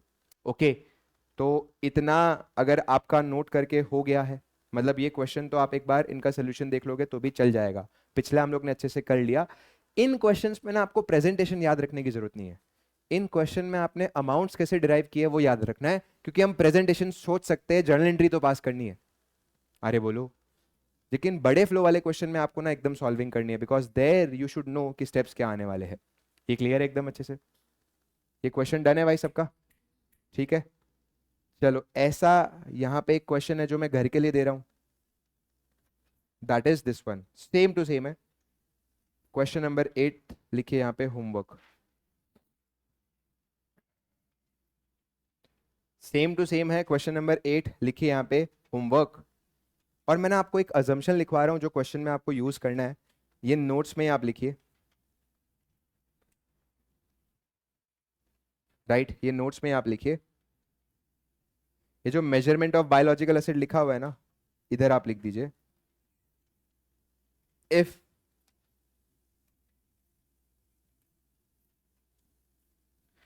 Question is silent, assume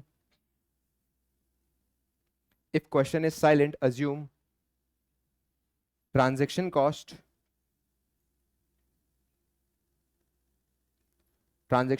is borne by seller। अगर क्वेश्चन चुप है तो हम लोग क्या मान के चलेंगे? ट्रांजेक्शन कॉस्ट कौन बेयर कर रहा है? सेलर। तो ये एक अजम्पशन है जो ध्यान में रखना, इंस्टीट्यूट कभी कभार बताता नहीं है। राइट, तो ये एक बात आप ध्यान में रखना। एक बहुत अच्छी बात बोली है जो एमसीक्यू के लिए यहाँ पे जरूरी है। क्या लिखा है देखो? लिखा हुआ है no depreciation is charge on biological asset which is measured under 41। क्यों ऐसा? जो असेट हर दिन अपनी अग्नि परीक्षा दे रहा है सर, आप उसे डेप्रिशिएट भी करोगे क्या? आ रही है बात समझ यहाँ पे? तो डेप्रिशिएशन इसको नहीं करना, याद रखिए। डेप्रिशिएशन की बात तब ज्यादा वैलिड होती है जब आप कॉस्ट को कैपिटलाइज करते रहते हो। और फिर उसे थोड़ा थोड़ा पीएनएल में भेजना जरूरी है। ये तो हर दिन बढ़ता उतरता किस में जा रहा है, पीएनएल में। आई बात समझ? तो no depreciation is charge on biological asset. क्या बेरर प्लांट पे डेप्रिशिएशन लगेगा क्या? हाँ, क्योंकि वो किस में आता है, इंड एस 16 में। ये बात क्लियर है? तो ये सेकंड पॉइंट है जो ध्यान में रखना। ये एक लॉजिक मैंने जो आपको लिखा भी दिया था, वापस देखो। Ind AS 113 already reduces the transportation cost while calculating the fair value, so no need to deduct again. ये लॉजिक क्लियर है सबको? लिखो यहां पे, लेकिन but if selling price is given,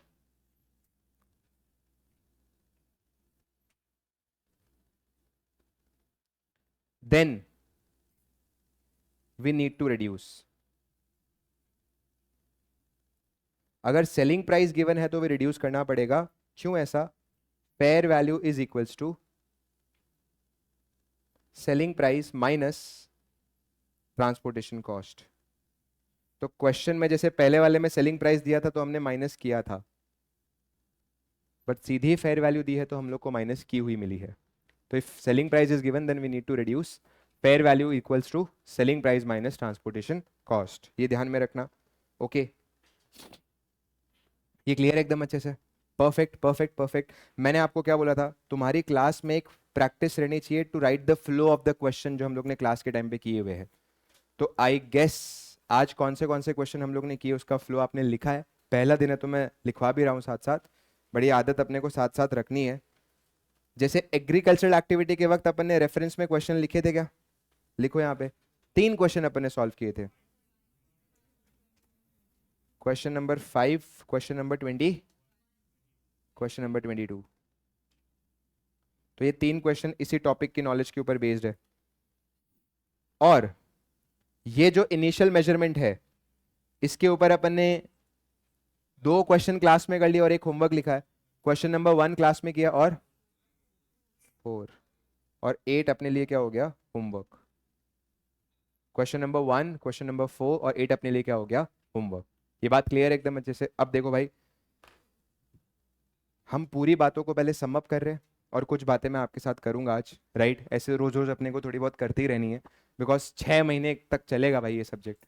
तो उसमें अपने ऐसे आपस में ये नहीं हो सकते कि सर अलग है और हम अलग है। हम सब एक ही है, मिलकर एक अच्छा एग्जाम क्लियर करना चाहते हैं और बढ़िया से नंबर लाना चाहते हैं। दैट इज द ऑब्जेक्टिव जो मिलकर फुलफिल करना है। ओके, 41 पहले मैं रिकैप दे रहा हूं जो आज अपन ने किया। ये रिकैप की हैबिट अपने को रखनी है, 5 मिनट लास्ट के और 5 मिनट स्टार्ट के। ओके राइट, बट उसके पहले घर पे आप देखोगे तो बातें खत्म होते होते ही अपने को दिमाग में फिट हो जाएगी। ये बात क्लियर है सबको? चलिए, क्या नाम है इंडेस का? 41 दैट इज एग्रीकल्चर। किसके ऊपर एप्लीकेबल है? Living plant and living animals.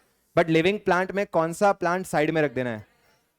What is bearer plant? Bearer plant is a plant जिसके ऊपर आप क्या ऑब्टेन करते हो? Agricultural produce. खाली एक पीरियड के लिए, मोर देन 1 पीरियड, और बहुत रिमोट लाइक्लीहुड, स्लाइट चांस है कि आप इसको बेचोगे एज एन एसेट, मतलब आपको छोटी मोटी वैल्यू मिलेगी यहाँ पे। ये बात क्लियर है एकदम अच्छे से? और दूसरा किसके ऊपर एप्लीकेबल होता है? एग्रीकल्चरल प्रोड्यूस के ऊपर। जैसे बायोलॉजिकल एसेट अलग चीज हो गई, एग्रीकल्चरल प्रोड्यूस अलग। What is agricultural produce? जो प्रोड्यूस आपने किससे ऑब्टेन किया? From the asset. ये बात क्लियर है? जैसे दूध हो गया, वूल हो गया, लेट से दूध हो गया, वूल हो गया, या मान लो आप कि भाई अंडे हो गए, ये सब क्या हो गए? Agricultural produce. फ्रूट्स हो गए, ये सब क्या हो गए? Agricultural produce. इतनी बात क्लियर है? लेकिन ध्यान रखिए, एग्रीकल्चरल प्रोड्यूस डे 1 पे जब ऑब्टेन होगा तो वो इंड AS 41 में मेजर होगा। लेकिन एक बार आपने इंड AS 41 में उसकी वैल्यू प्रदान कर दी, that is fair value less cost to sell, उसके बाद वही सेम चीज कॉस्ट बन जाएगी और ये बात किस में चली जाएगी? इंड AS 2 के अंदर। मतलब मेरा नॉर्मल इन्वेंट्री है और वो कैसे मेजर होगा? कॉस्ट और NRV whichever is lower. क्या ये बात क्लियर है? सर बायोलॉजिकल एसेट का सिस्टम क्या है? इनिशियली आप किस पे मेजर करोगे? Fair value less cost to sell. मतलब कितने में खरीदते हैं उससे ज्यादा मैटर करता है हम आज इससे बेचकर कितना कमा सकते हैं। और कॉस्ट टू सेल के अंदर आप ट्रांजेक्शन कॉस्ट लोगे, ब्रोकरेज लोगे, बट क्या नहीं लोगे? Transportation cost. क्यों? क्योंकि वो फेयर वैल्यू निकालते वक्त ऑलरेडी माइनस हो चुका है। सब्सिक्वेंट मेजरमेंट भी किस पे होगा? Fair value less cost to sell. कोई भी गेन या लॉस आया कहां पे जाएगा? पीएनएल के अंदर। इतनी बातें क्लियर है? लेकिन 41 आपके ऊपर तभी एप्लीकेबल होता है if you are involve in the agricultural activity. What is agricultural activity? You are managing 2 thing, एक तो बायोलॉजिकल ट्रांसफॉर्मेशन और एक एग्रीकल्चरल प्रोड्यूस। ये दोनों का मैनेजमेंट का मतलब है मैं इनकी ग्रोथ, डीजनरेशन, प्रोक्रिएशन, सब में इन्वॉल्व था। और मेरा पर्पस क्या है, या तो मैं इसे डायरेक्टली बेचने वाला हूँ, या इससे क्या ऑब्टेन करने वाला हूँ, एडिशनल बायोलॉजिकल एसेट, या इसको एज एग्रीकल्चर प्रोड्यूस यूज करने वाला हूँ to produce some other inventory. इतना क्लियर है? बुक एक बार बंद कर दो, आराम से हम कुछ बात कर रहे हैं। ऑनलाइन भी भाई ऐसा नहीं है, हो गया सर का, चलो भागते हैं अपने, रुक जाओ रुक जाओ, ठीक है ना। देखो, सीए फाइनल के अंदर ना, इनिशियली जब इंटर का हम लोग का रिजल्ट आता है, और उसके बाद हम लोग लेट्स से कि जब बैचेस ज्वाइन करते हैं ना, तो पहले हफ्ते बहुत बाप कंसिस्टेंसी रहती है। पहले हफ्ते वाली बात पे ऐसे, या बाप कंसिस्टेंसी रहती है उस बात पे ऐसे? दोनों पे ऐसे। पहले हफ्ते क्या रहती है, बहुत बाप कंसिस्टेंसी रहती है। मैं देखता हूँ यार क्या मजा आ रहा है, फाइनल का क्राउड पढ़ा रहा हूँ, कितने मस्त लोग हैं, एनर्जेटिक लोग ऐसे।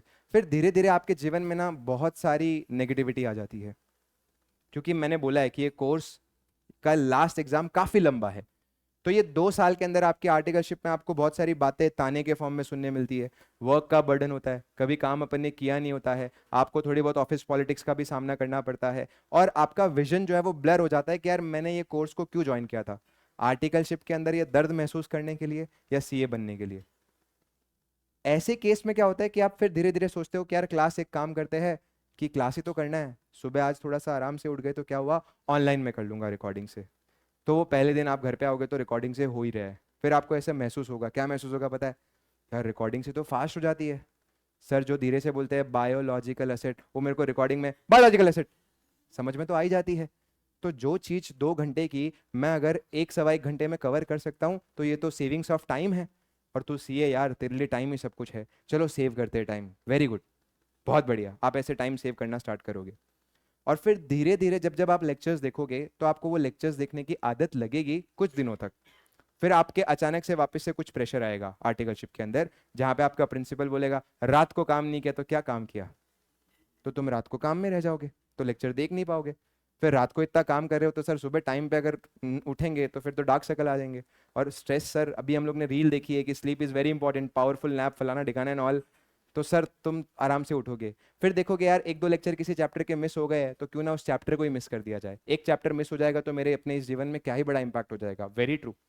एक चैप्टर से कुछ नहीं होता, वो एक चैप्टर से ना एक लूप क्रिएट हो जाता है। वो लूप क्या होता है पता है क्या, अगला लेक्चर मैं ऑनलाइन देखूंगा, अगले 2 लेक्चर आप देखते हो, फिर आप बोलते हो कि यार जीवन में मजा नहीं आ रहा है, धीरे धीरे वो लेक्चर भी आप मिस करते हो। तो जब 2 से 3 चैप्टर होते हैं, 3 से 4 चैप्टर होते हैं, तो धीरे धीरे क्या होता है कि आपको लगता है जब इतना मिस कर ही दिया है, तो मैं जीवन को और क्यों मिस करूं, क्यों ना एफआर को बाद में कवर किया जाए, क्यों ना एएफएम को बाद में कवर किया जाए। और जब नया सब्जेक्ट स्टार्ट होगा तब उसको एकदम जोश से क्या करूंगा, ज्वाइन करूंगा।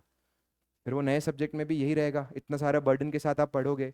तुम्हें पता है इसमें ना, तुमने ना सबसे मेन इंपॉर्टेंट चीज अपनी जर्नी की छोड़ दी, वो थी आपके दोस्तों का साथ। एक सीए फाइनल का बच्चा सबसे ज्यादा मिस क्या करता है पता है, अकेलापन।